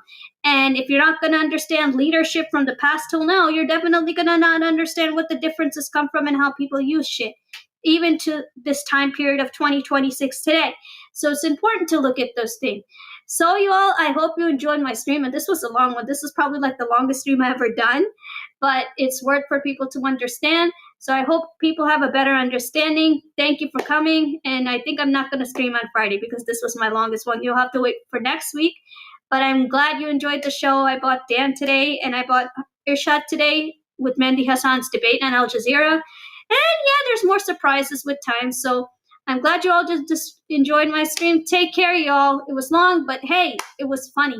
The last one was funny. Mehndi Hassan died. He couldn't win anything. Take care.